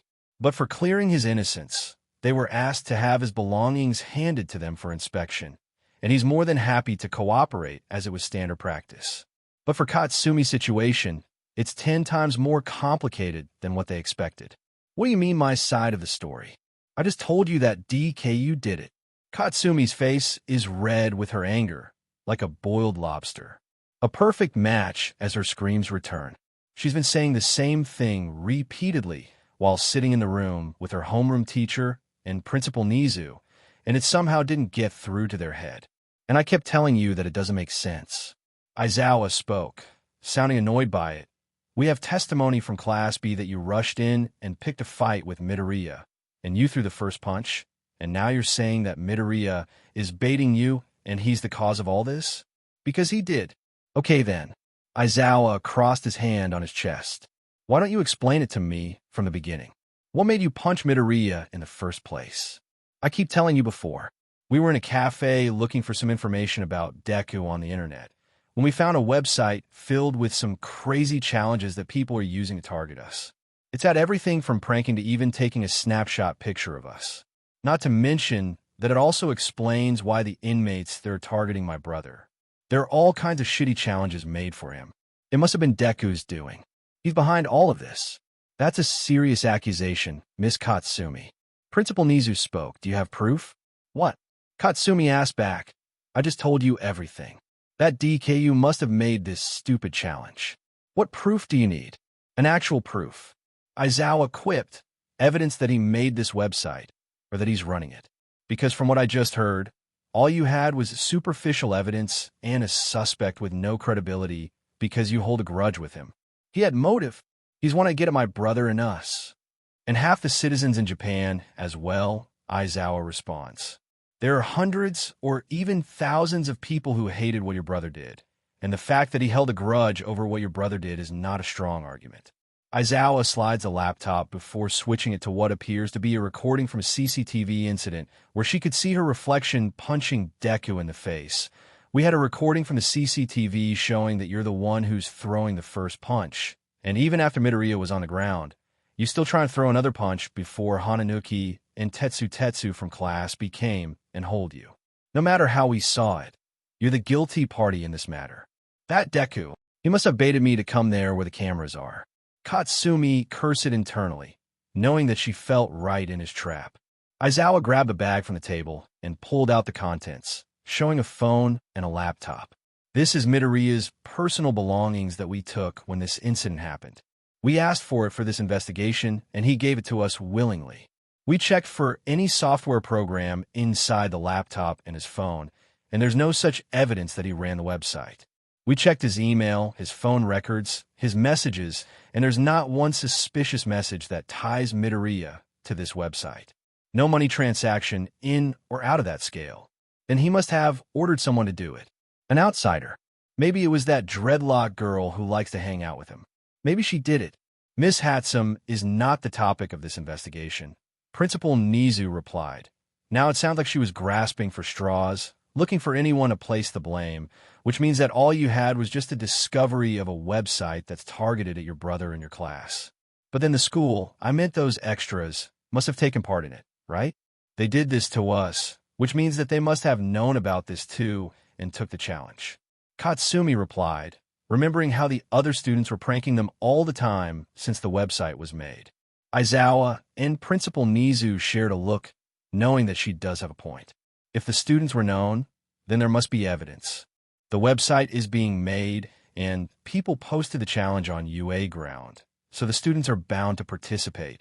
All right, we'll pursue this matter later on, Aizawa replied, and Katsumi smiles, knowing that they won't let this go before he continued. But we have another thing to talk about, and it's regarding this paper that's being delivered to you just now. Aizawa slides a paper onto the table, and Katsumi takes it to read. Her eyes widen at what's written in there. Izuku sits at the cafeteria, eating his bowl of katsudon in a group that consists of Izuku, Kendo, Hatsum, Setsuna, Hananuki, and Tetsu, all at the same table. Izuku's face is still swollen from the punch, with his nose bandaged, and he's having trouble eating since the punch also busted up his lips pretty badly. Every time he tried to get something to eat, his lip would whiz in pain, and he couldn't eat properly. Are you sure you didn't need help? Kendo asked, looking concerned. Yeah, you look in pain, Hatsum added, looking from his right side. I'm fine, he answered. Maybe Prez needs to feed you. I'm sure she won't mind if you ask her. Setsuna teased him. Setsuna. The rest of the table laughed at Kendo's antique, but Izuku left in wonder if he's asking that question to her. Would he really have done it? Hey. They all turned their head and saw both Izumi and Momo standing near their table with a tray in their respective hand. I heard about what happened. Are you okay? Izumi heard from the news on how Katsumi had gone off the rails and thrown a punch at him. She and Momo immediately went and tried to ask him about it. No thanks to your class. Tetsu quipped. Can we sit together? We just want to talk, that's all. Momo asked. For a moment, Izuku looked at the two of them and scanned around to see if there was anywhere else for them to sit. Concluding that there really wasn't anywhere else for them to go, and the two of them were acting in a civil manner, he should return the favor as well. He gave a quick nod before continuing on with his bowl of katsudon. Thanks. Wasting no time, both of them set their tray down in the seat right across from him.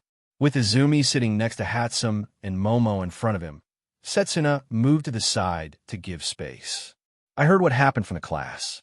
Mind telling me what actually happened? Momo asked the questions first. What did they tell you? Hananuki asked, wanting to know along with the group. That my brother is at fault, and they did nothing wrong, Izumi replied. Figures. Kendo scoffs at the accusation.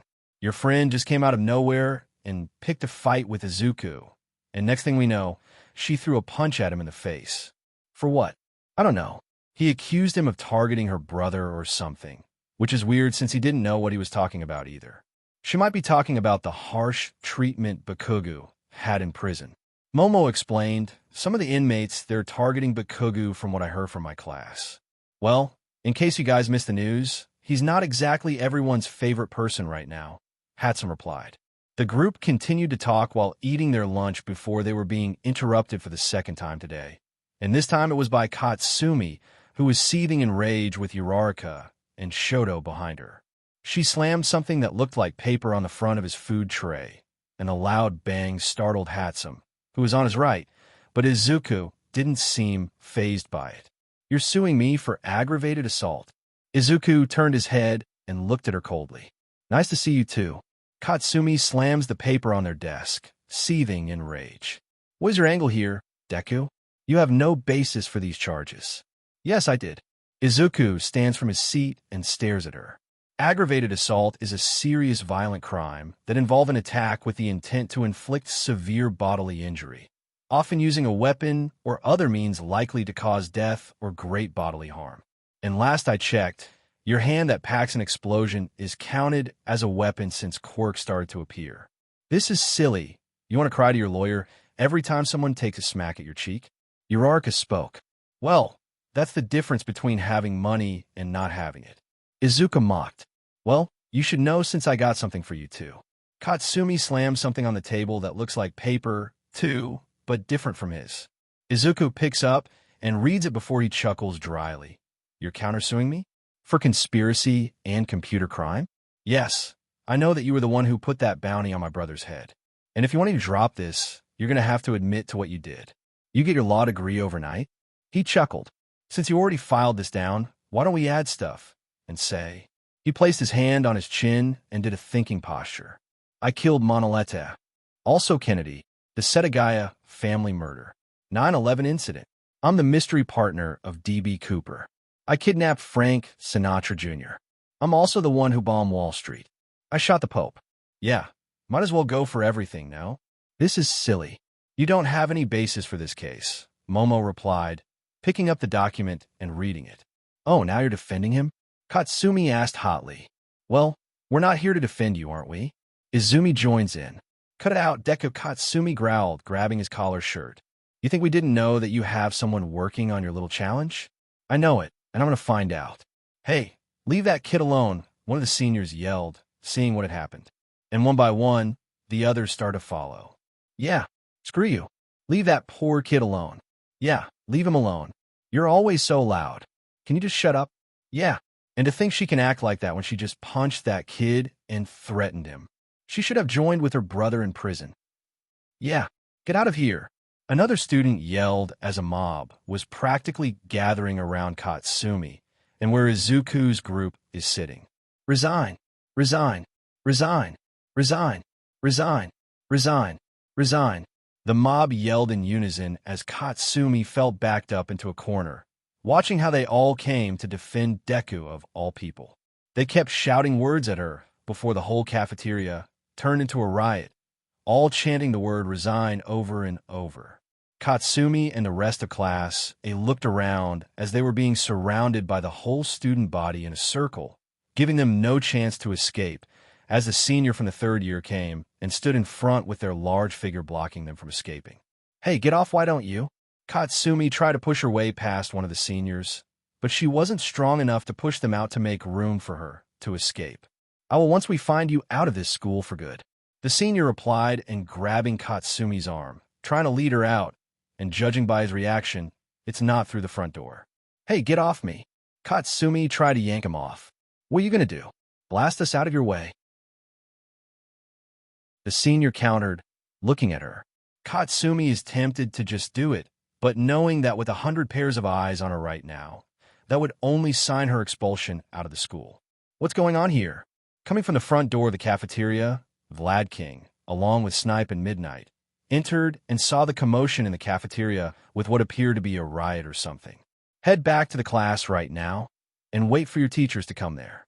After hearing how angry Vlad-sensei is, the rest of the students decide to scramble and head out to their class.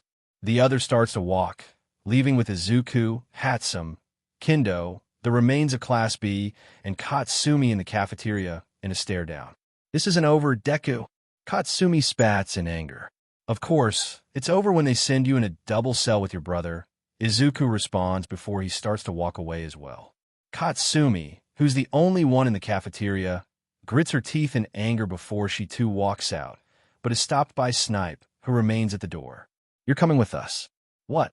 Your teacher would like to have a word with you. Seeing no room for an argument, Katsumi decides to comply and follow her teacher's lead. He walked up in the front with her following from behind, but strangely, he's not leading her to the classroom or the teacher's office. It was on the third floor where she knows he's leading him.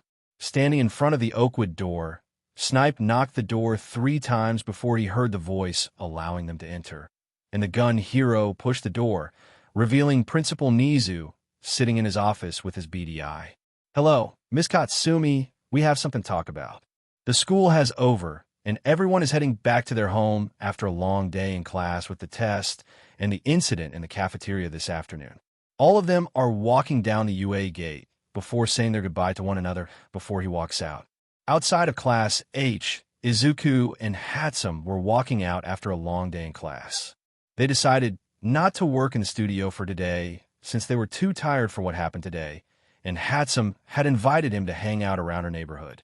But when the two of them were coming out of the class, they were greeted with the sight of Kendo, Setsuna, Tetsu, Hananuki, Izumi, and Momo, all waiting at the front door. It was Kendo's idea to meet with the two of them and hang out together. Plus, she wanted to make sure that Izuku won't get jumped for the second time for today. So they walked together and headed out to the city to hang out together.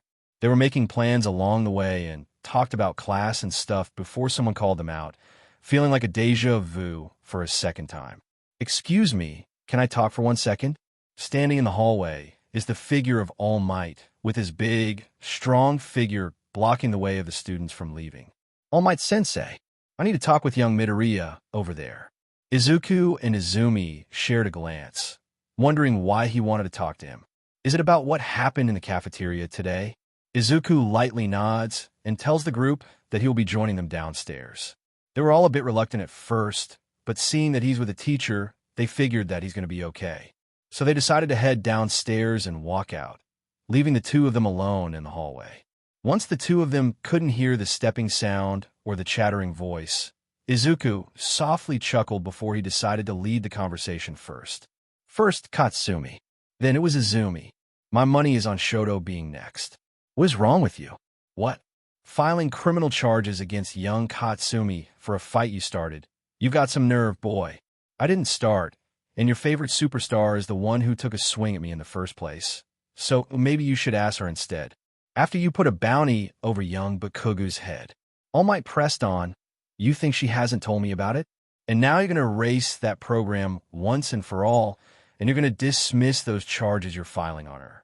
What? You plan on beating it out of me?" Izuku chuckled, finding it to be funny, because that's the only way you'd get it. He tried to walk away before All Might placed his hand blocking his way. "Son, let this thing go." All Might spoke, calling him son, trying to sweet-talk him. Once you dismiss the motion, she's not going to follow through on this thing. Seeing his fake acting, Izuku decides to play along and mocking him. "Oh, son, put down your gun. I promise Katsumi will put her down, too, and you can trust both of us, because neither of us has ever lied to you before. You file those charges. She's going to follow through with your threat and put you on criminal conspiracy." All Might spoke, breaking the songs and dances. "You're both pointing a gun at each other's head, like cowboys and Indians here." "Yeah, we are," Izuku replied, "and unlike her, I'm the one holding a real gun with live bullets. And if she didn't drop this, I'm going to pull the trigger and fire my gun at her. You try to file this, and I'm going to put a stop to it before it even begins, and she's going to do it to you." All Might threatened, showing that he's not kidding. Ping! All Might's phone rang at the same time during the conversation, breaking them up like a bell during a fight. Izuku pulled his phone and looked through the screen before he lightly chuckled at what he was staring at, and looked at the number one hero. "Well, I guess she'd better do it because there's some crazy challenge heading straight to your Golden Boy in prison." He showed his phone to him as it showed the new challenge that had just been posted on Aldera Bounty mere seconds ago. Special challenge for VIP members deadline before midnight. Crippled Katsuki Bakugu's leg in 1.000.000. All Might's eyes widen at the screen, showing the latest challenge that's coming on the platform. It was directly targeted at young Bakugu, and he knows full well that prisoners in there have some connection with the outside world. And if one of them informed the other inmates there, then young Bakugu might not even survive for tonight. Out in anger, All Might grabs his shirt and pushes Izuku out to the wall, slamming his body behind. "What did you do?" "I didn't do anything. I was standing with you the whole time. I didn't even touch my phone or anything to send a message. So how the hell did I do that?" Izuku grunts, feeling his breath start to run out from the grip. But All Might is not convinced. He knows that his stepson did something, but time is running out. Unless he stops the program from happening, young Bakugu's life will be in danger tonight. Seeing no other way, he dropped his stepson off and made his way into the principal's office, holding the phone in his hand. He can't allow young Bakugu to get hurt in that prison any more than he has to, even if it means asking for the principal's help. He went inside without knocking on the door in a hurry. He pushed the door so loudly that it sounded like a typhoon just blown the door from the outside, and it made the principal jump slightly from his seat. "Tashinori, what is it this time?" Principal Nizu is working on his computer, not taking his eyes off the screen. "It's not a joke, Principal." He slammed the phone, showing the new challenge on the Aldera Bounty website. This time, Young Midoriya has gone too far with this prank. Tashinori, we talked about this before. Midoriya is not responsible for the creation of this so-called bounty. Then, all the more reason for us to investigate thoroughly.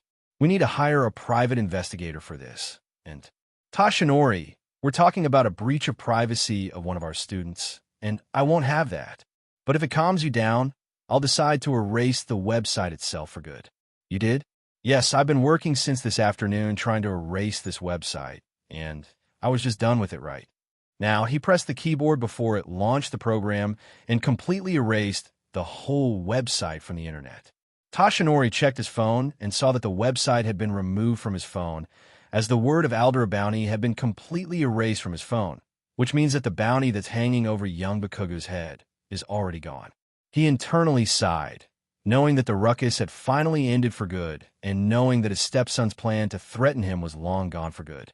It's late at night in Mizutofu City as the sky has turned dark, and the rest of the group had said their goodbye and gone off to their respective house after they had just been hanging out.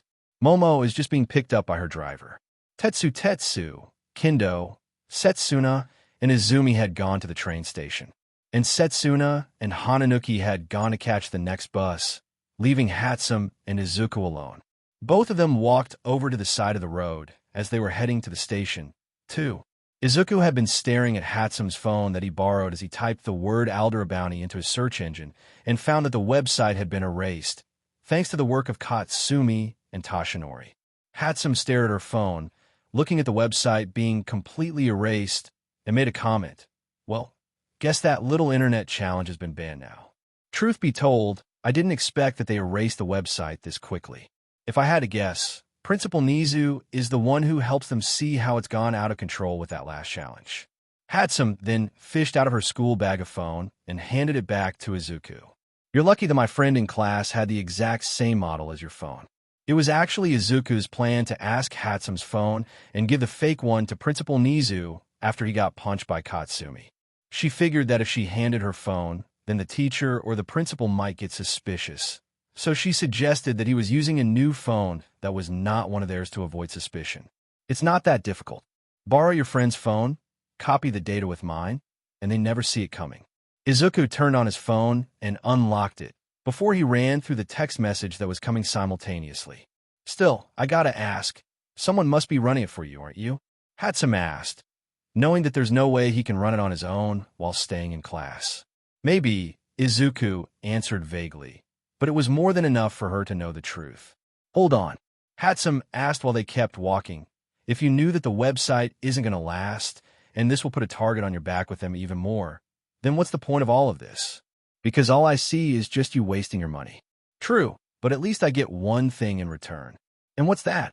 Izuku smiles in return as he's the only one who knows. In the middle of the night, when everyone in school is mostly already gone home, the entire class, it remains in the classroom waiting to hear about Katsumi's verdict on the school. Some rumors that are flying said that this case is dead on, with rumors of Katsumi's being expelled for good. But those from class, they didn't believe it for a second, knowing that Mr. Yagi is going to do everything to protect her. Soon, the door is opened, and Katsumi enters with Tashinori, who's in his skeleton form, seeing that no one is here at all. They both entered the class, as the other were asking for the verdict and wanting to know the result. So how is it? Uraraka asked, looking concerned, the most in the group. Tashinori sighed before he delivered the news to the rest of them. Young Katsumi is going to be fine. She's not getting expelled. The class cheered on the decision as they all hugged her in a large group, saying that they were worried for her, thinking that she might be expelled for good, but they always believed that Mr. Yagi would come through for them. But she needs to have detention for 2 months and write an apology letter. But mostly she is fine. Tashinori spoke, but his words fell on a deaf ear from the class cheering at her safety. But among the cheers, Momo seems to be unconvinced by the decision. The case against Katsumi was dead on for sure. She was punching Izuku in a corridor with half a dozen eyewitnesses. Then, the accusation was thrown at him in the cafeteria, and she attempted to file criminal charges with minimal reason. It doesn't make any sense for her to go away scot-free. Katsumi. Momo spoke. How did you get away from punishment? The class seems to wonder why Momo is asking the question, And for some reason, Katsumi looks all quiet at her question and hold her silence.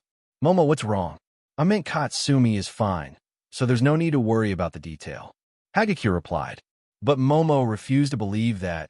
Katsumi, what did you do to get away?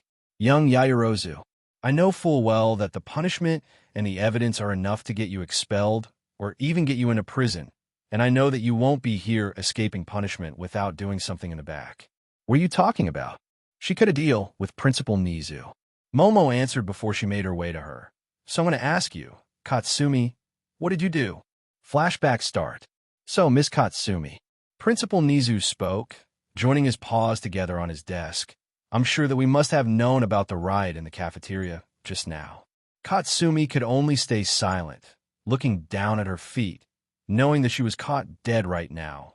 With what happened in the cafeteria would serve her nothing but her death warrant in school now, and she couldn't believe that it was about to be over. I'm sure that we already said this before, but we checked Izuku Midoriya's belongings, and there's no evidence that he ran the program or any contact with the person who runs it, which means that this case is focusing on you conducting a fight with a student in UA premises and continued by filing charges at him. Katsumi could only stay silent, waiting for the verdict to come down. But I'm more interested in where you acquired this intel in the first place. Then, all of a sudden, she lifted her head, looking at him with questions in her mind. Principal Nizu shows the laptop on his desk as she recognizes that it is the same laptop that they found on the website in the first place in the cafe. We found a laptop left out in the cafe, and we asked one of the faculty to pick it up and found many disturbing things inside the computer. The principal showed the laptop filled with many surveillance searches and information about Deku, from his date of birth, family tree, personal diary of his daily activities, and even many pictures of him walking in school and outside of school premises that look like stalking. This is crossing the line, Miss Katsumi. Stalking is a serious offense that I won't be allowed in the school, and as you can see, there's enough evidence to be counted for a new crime investigation to be opened. Principal Nizu turned the laptop back to his direction as he stared at Katsumi. And I know that this laptop isn't yours at all, since we asked your parent, and they showed yours is still in your house, which means that it belongs to one of your friends. Principal Nizu spoke, so I offered you a one-time deal, Miss Katsumi. Tell me the owner of this laptop, and I'll cut your punishment so you won't be expelled. Katsumi looked at the offer that was being handed to her, knowing that this was her way out from being expelled, but that would mean that she needed to tell the principal the owner of the laptop. But her life in school is on the line, and she needs to do something about it before she gets expelled. Weighing her options, she decided to speak up, saying the name of the owner of the laptop. Flashback end. You sold me out. Shoto yelled in shock, seeing that he was being told of the owner of the laptop, and now he, too, was sharing Katsumi's punishment for not having one in the first place. Shoto, I can explain. Katsumi tries to explain, but Shoto is too enraged right now to listen. Explain what? That you put my career in jeopardy all because you try to save yourself? I had no choice. Katsumi shouts. Nonsense, you had no choice. Shoto yelled back even louder. You could have kept your anger in check along the way, but you didn't and marched your way there and confronted Deku because all you cared about was yourself. And now when the thing hits the fan, you sold me out. It was the only way to do so. I can't afford to get thrown out of school after my brother got tossed out. My parents practically left me hanging now, and if I get expelled, then I would lose everything. So you think throwing mine is a good idea? That's enough. Toshinori spoke, coming in the middle. I know that this isn't ideal for you, young Todoroki, but young Katsumi is just doing what's right for her, and this way she won't be expelled. But because of her, I got punished in the process as well. Shoto spoke hotly. Of course, this doesn't sound fair, knowing he did nothing with Katsumi's incident of punching Deku. He wasn't even there to begin with. But this way, young Katsumi is safe, and the school is willing to compromise at the very least. So we should count ourselves lucky. Toshinori spoke. Yeah, I meant this isn't exactly ideal, but we can count this as a blessing in disguise. Plus, had Shoto not had those creepy notes, Katsumi would be gone now. But Shoto didn't share that same belief as Mr. Yagi, seeing how Katsumi practically sold him out to save herself. And to make matters worse, The class shared the same belief that it was necessary to save her. Seeing that the class is practically happy to see Katsumi is safe and sound, Shoto couldn't help but grip his fist tightly, watching how Katsumi sold him. A day passed after the incident inside UA, with the legal war that Izuku and Katsumi had tried to attack one another. After the whole Elder Bounty website had been erased permanently, Principal Nizu had come for a meeting with Izuku to discuss dropping the lawsuit that was filed for Katsumi Bakugo for assaulting him. Izuku, of course, wasn't ready to back down and was ready to follow through, just like he did to her brother, but Principal Nizu had explained to him that the school was currently under attack within their own house. The news hasn't broken just yet, but if the media were to learn that 2 UA students were filing a lawsuit against each other and saw the opposing name, then it would flip the whole school's reputation upside down. After a long, exhausting discussion, Izuku finally agreed to drop the charges under the agreement that Katsumi Bakugo signed a restraining order, saying that she's not to make contact with him by any means, and if she were to breach the agreement, then she's in violation of a court order. Seeing how reasonable this was, Principal Nizu agreed to it and will send the paper to him today once it is signed by Katsumi Bakugo. Principal, are you sure about all of this? Izuku asked, sitting at the office while being watched by 2 adults. Yes, Midoriya, Nizu replied, while sitting in front of him with Detective Tsukachi. Rumor has been flying around of you being responsible for creating the Elder Bounty, and I want to make sure that we're all on the same page. I'm sure that you recognize me from before. Detective Tsukachi came to reintroduce himself once again. Yeah, you're the detective who asked me questions before, Izuku answered, remembering him from before the sports festival. That's correct, and I want to ask you again, although it's a different matter this time. Izuku looked for a moment before he nodded. All right. Excellent. Detective Tsukachi will be asking you questions, and all you have to do is just answer them. Thank you. Let's start with something easy. What's your name? Izuku Midoriya, he said. Where do you study? UA High, he said. What course did you take? Support course, he said. Tsukachi decides to get to the business. Okay. Did you know about the Elder Bounty Challenge that was posted recently? Only after I got punched by Katsumi, Izuku growled. Did you know any of your friends were participating in the challenge? Tsukachi continued. No, I don't, he said. Are you the one who created the Elder Bounty website? Tsukachi asked calmly. No, I'm not, he said. Tsukachi gave a look to the principal, telling him that he's telling the truth.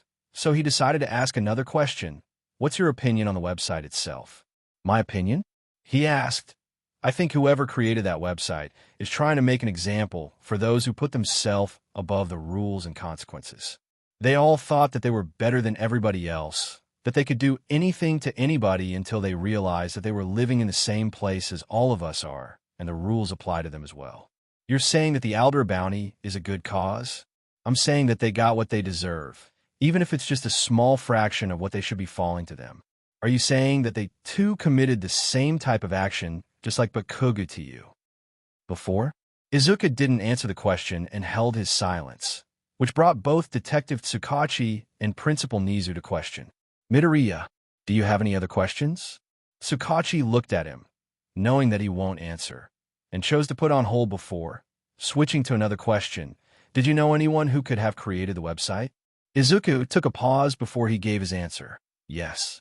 Principal Nizu, Power Loader Sensei, David Shield, HPSC higher-ups, any IT employee in any Mizudafa company, anyone who has at least a background in software technology, they are all capable of creating that website.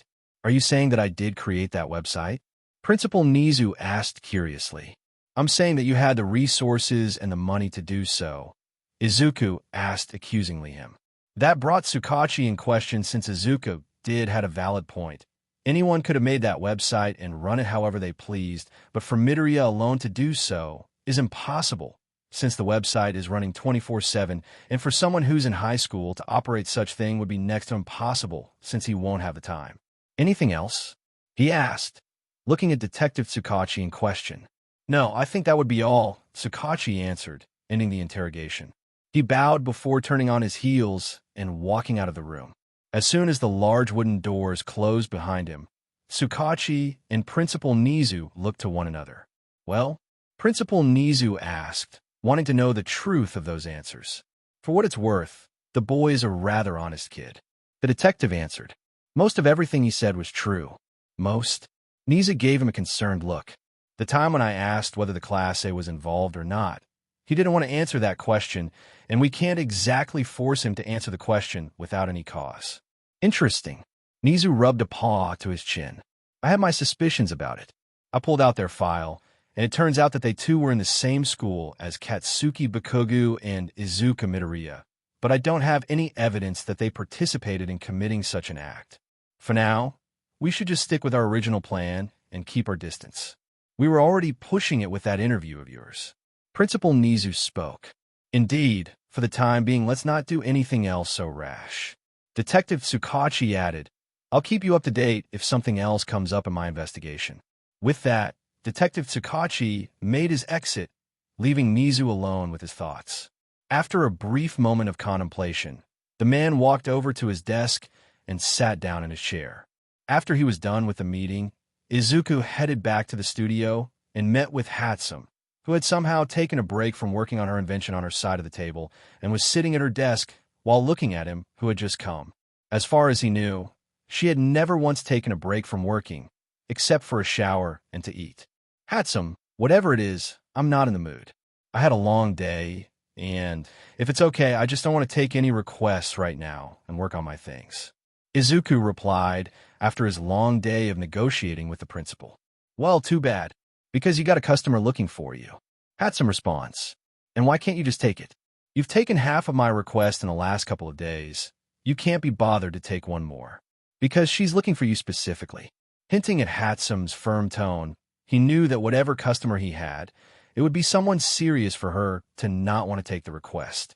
Looking at the document request that was made, Izuku read it before he sighed, and he worked on his computer to look at the school database to contact the student who made the request. Being the support course, he was given access to student contact info for they to contact them. Searching through the list, he finally contacted the student, telling her to come to the studio after lunch. All right, sit down, all of you. Aizawa entered the room, and the students began to scramble and head to their seats. Aizawa entered the class to begin, as he was greeted by the class. He entered the room and found most of his class already sitting by and not talking. At least that wasn't bringing him a headache for the morning. He just found out that Katsumi Bakugu had evaded being punished after cutting a deal with Principal Nizu, saying that the laptop that she was using had detailed information of stalking about Izuku Midoriya in the last couple of days. And truth be told, she got lucky because if it weren't for that, she would be expelled for starting a fight while being caught on camera. That explains why Shoto Todoroki, who's sitting behind, was glaring at her like he wished to bore a hole behind her head. It looks like his face is kind of similar to his father, who bears a striking resemblance.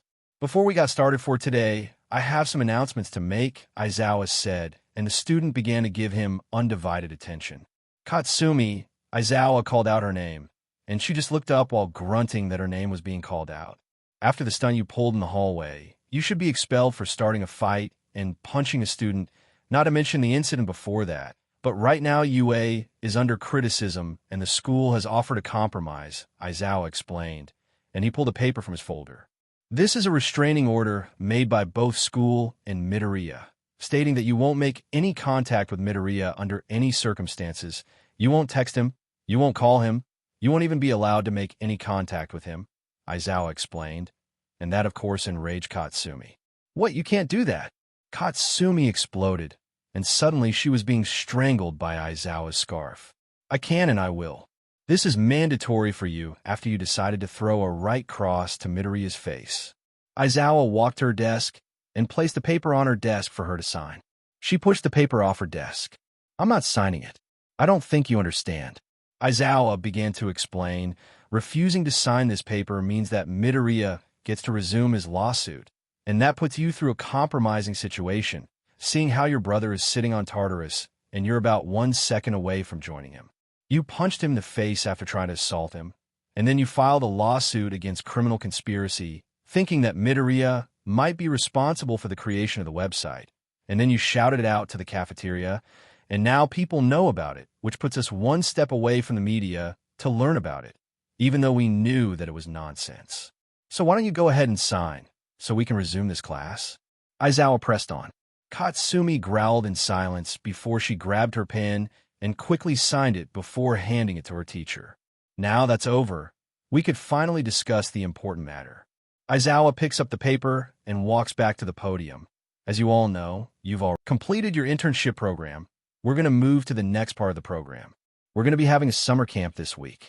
Soon afterwards, Aizawa-sensei explained the summer camp's intent to help improve their quirks and push them to the limit. But for the class, they all thought that it's going to be filled with nothing but fireworks and camping. But unlike the rest of the class, Katsumi didn't share the same excitement as the class about it.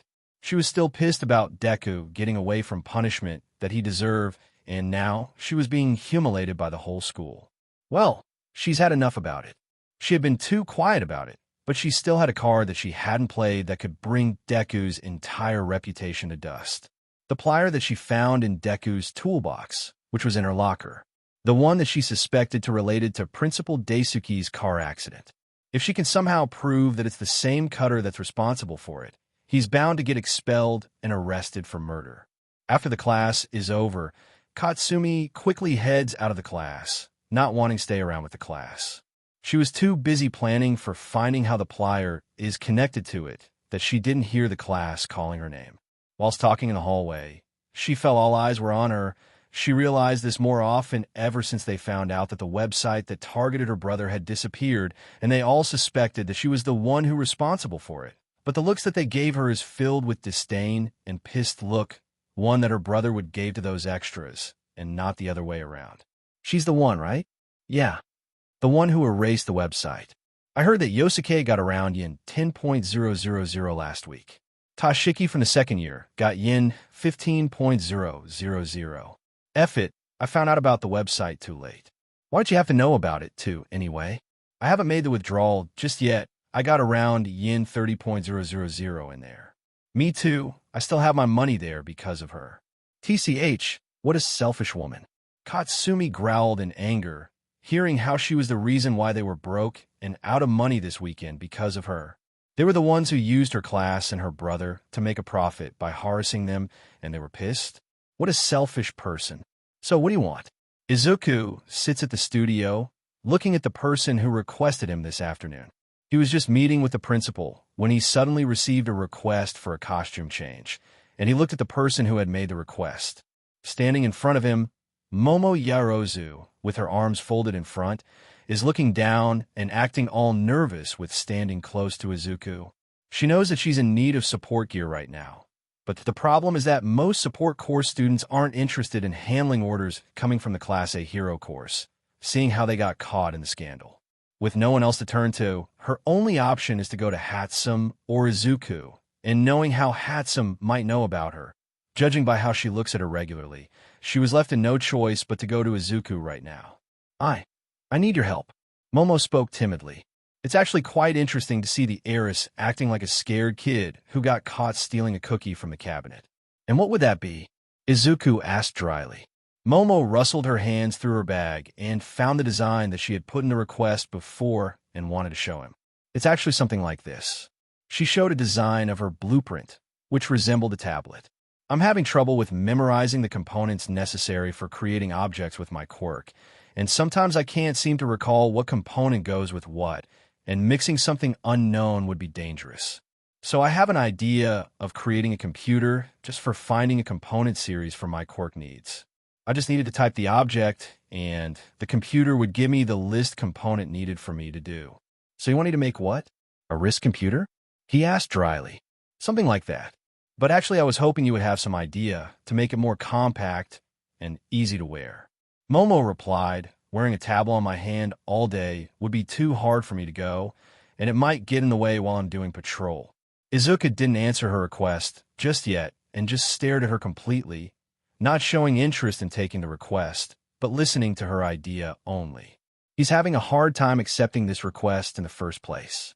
Izumi is one thing, but she was the first friend that he had when he was little and turned her back the most, which feels like a betrayal for him. Why should I take your request? Izuku asked point blank. Momo looked down at her feet, knowing that he had about 1,000 reasons not to accept her request at all, but she knew that whatever she gave, he won't care about it. Because I don't know where else to go. Momo replied quietly, I need this. Otherwise I won't have anywhere to go. Seeing how desperate she is, Izuku could have rejected her request and told her to go to the other student. But knowing her class got caught in the scandal recently, he's willing to bet that no other student would take her request, not even Hatsum would. After careful thought, he opened his mouth, giving his answer. If I do this, I don't want you to think that we're friends or anything, he said. Momo looks up, looking all surprised to see him taking her request in the first place. But she didn't say a word and listened to what he had to say. Whatever things that we had before, that was over a long time ago. You and I aren't friends, just two students who know each other. I'm not your friend, nor are you. So don't get all misty on me. Hearing what he had to say, Momo had no words, but other than being grateful that he's willing to do this for her at least. Okay, good. He nods. Now get out of here. I'll send you the work once I finish.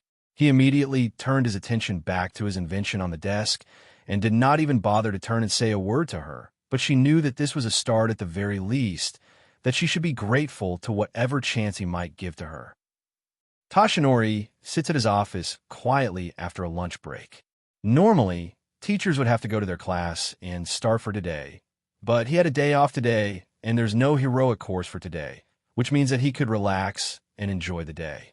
But relax is pretty far from what he had in mind because of the note that was left in his house before, coming with a single message heading to him.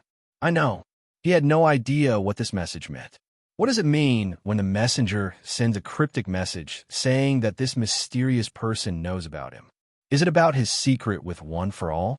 His secret with his successor, who happens to be his own daughter? His identity as All Might?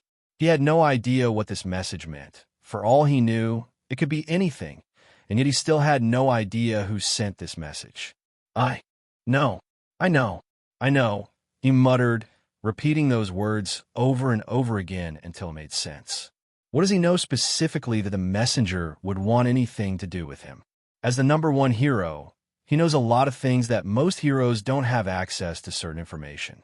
Information that most people kept secret or guarded was a threat to this nation. He's contemplating himself right now on whether to go to his friend at the department station. With the police, they could launch an investigation into what this whole thing is all about, and he could find the evidence needed to know who sent the message.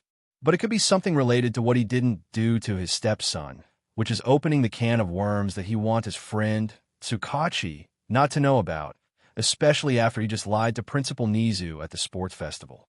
For now, it's best that he keep this quiet. He didn't want someone to know just yet, and didn't want someone to investigate him, especially to people to whom he answered to. He was just about to leave when suddenly someone came and knocking over to the door and called out his name. Mr. Yagi, are you in here? Recognizing the voice, he answered, Yes, come in. The door slides open, showing Katsumi entered the room with her UA school uniform in place. It looks like she took a break and decided to have a conversation with him. Young Katsumi, what can I do for you? Tashinori asked, thinking that she had come here to ask him about her brother's case, which he had made no progress on just yet, right now, since he's dealing with his personal matter. I just want to say thanks for, bailing me out with the charges. Katsumi rubs the back of her head, looking uncomfortable. It's okay. It's nothing, to be honest. I know, but means a lot to me, she replied. After what happened to Katsuki, it's just nice to know that you're looking out for me after my parents had abandoned me. It's just what I did, young Katsumi. A hero would never leave someone behind. Thanks, she said sheepishly, but I might have a way for helping with my brother's case. Reaching the topic, Tashinori exhaled. Knowing this would come, young Katsumi, I already talked to you before, but dealing with your brother's case right now is too dangerous for us all right now, and it could open up a series of investigations that we won't want to. I know, she hurriedly spoke, but I had something that could help his case, might even get this whole case dismissed. Well, what is it? He asked curiously, wanting to see what she had in her hand. She reached into her bag and placed it on the coffee table in front of her. It looks like a tool or something. I found this in Deku's toolbox at the sports festival when I decided to confront him. What is it? Tashinori asked. It's a cutting plier. Katsumi replied. I think that Deku might be responsible for killing my old principal. Tashinori widens his eyes at the news, but tries to keep his face neutral at the sudden news. That's a serious accusation. Do you have proof? Before the sports festival began, we overheard from our alumni that our principal got caught in a car accident, saying that he was driving, but the brakes didn't work, and he crashed into the road. And when I came to Deku's place, I found that same tool in his toolbox. And before I come to his place, we asked if he's responsible for it. But he said that he didn't know, which is weird since everyone from Aldera somehow got into an accident, and all of them are related to Deku. Hearing this, Tashinori couldn't help but interject, "I'm sorry. Are you saying that he's responsible for it? That he might have caused the accident?" "Not might, but he is." Katsumi answered, "I'm telling you that plier didn't just come from anywhere. He might need a bunch of tools, but cutting pliers aren't exactly the tools he always had, and the fact that he has one should raise a couple of questions. He had a motive for the beginning with that principal wanting to expel him for stabbing my brother. Tashinori knows that this is the type of case he needs to get back at his stepson for trying to defy him. He figured that he might need to investigate him, but now the evidence presented itself to him on a silver platter.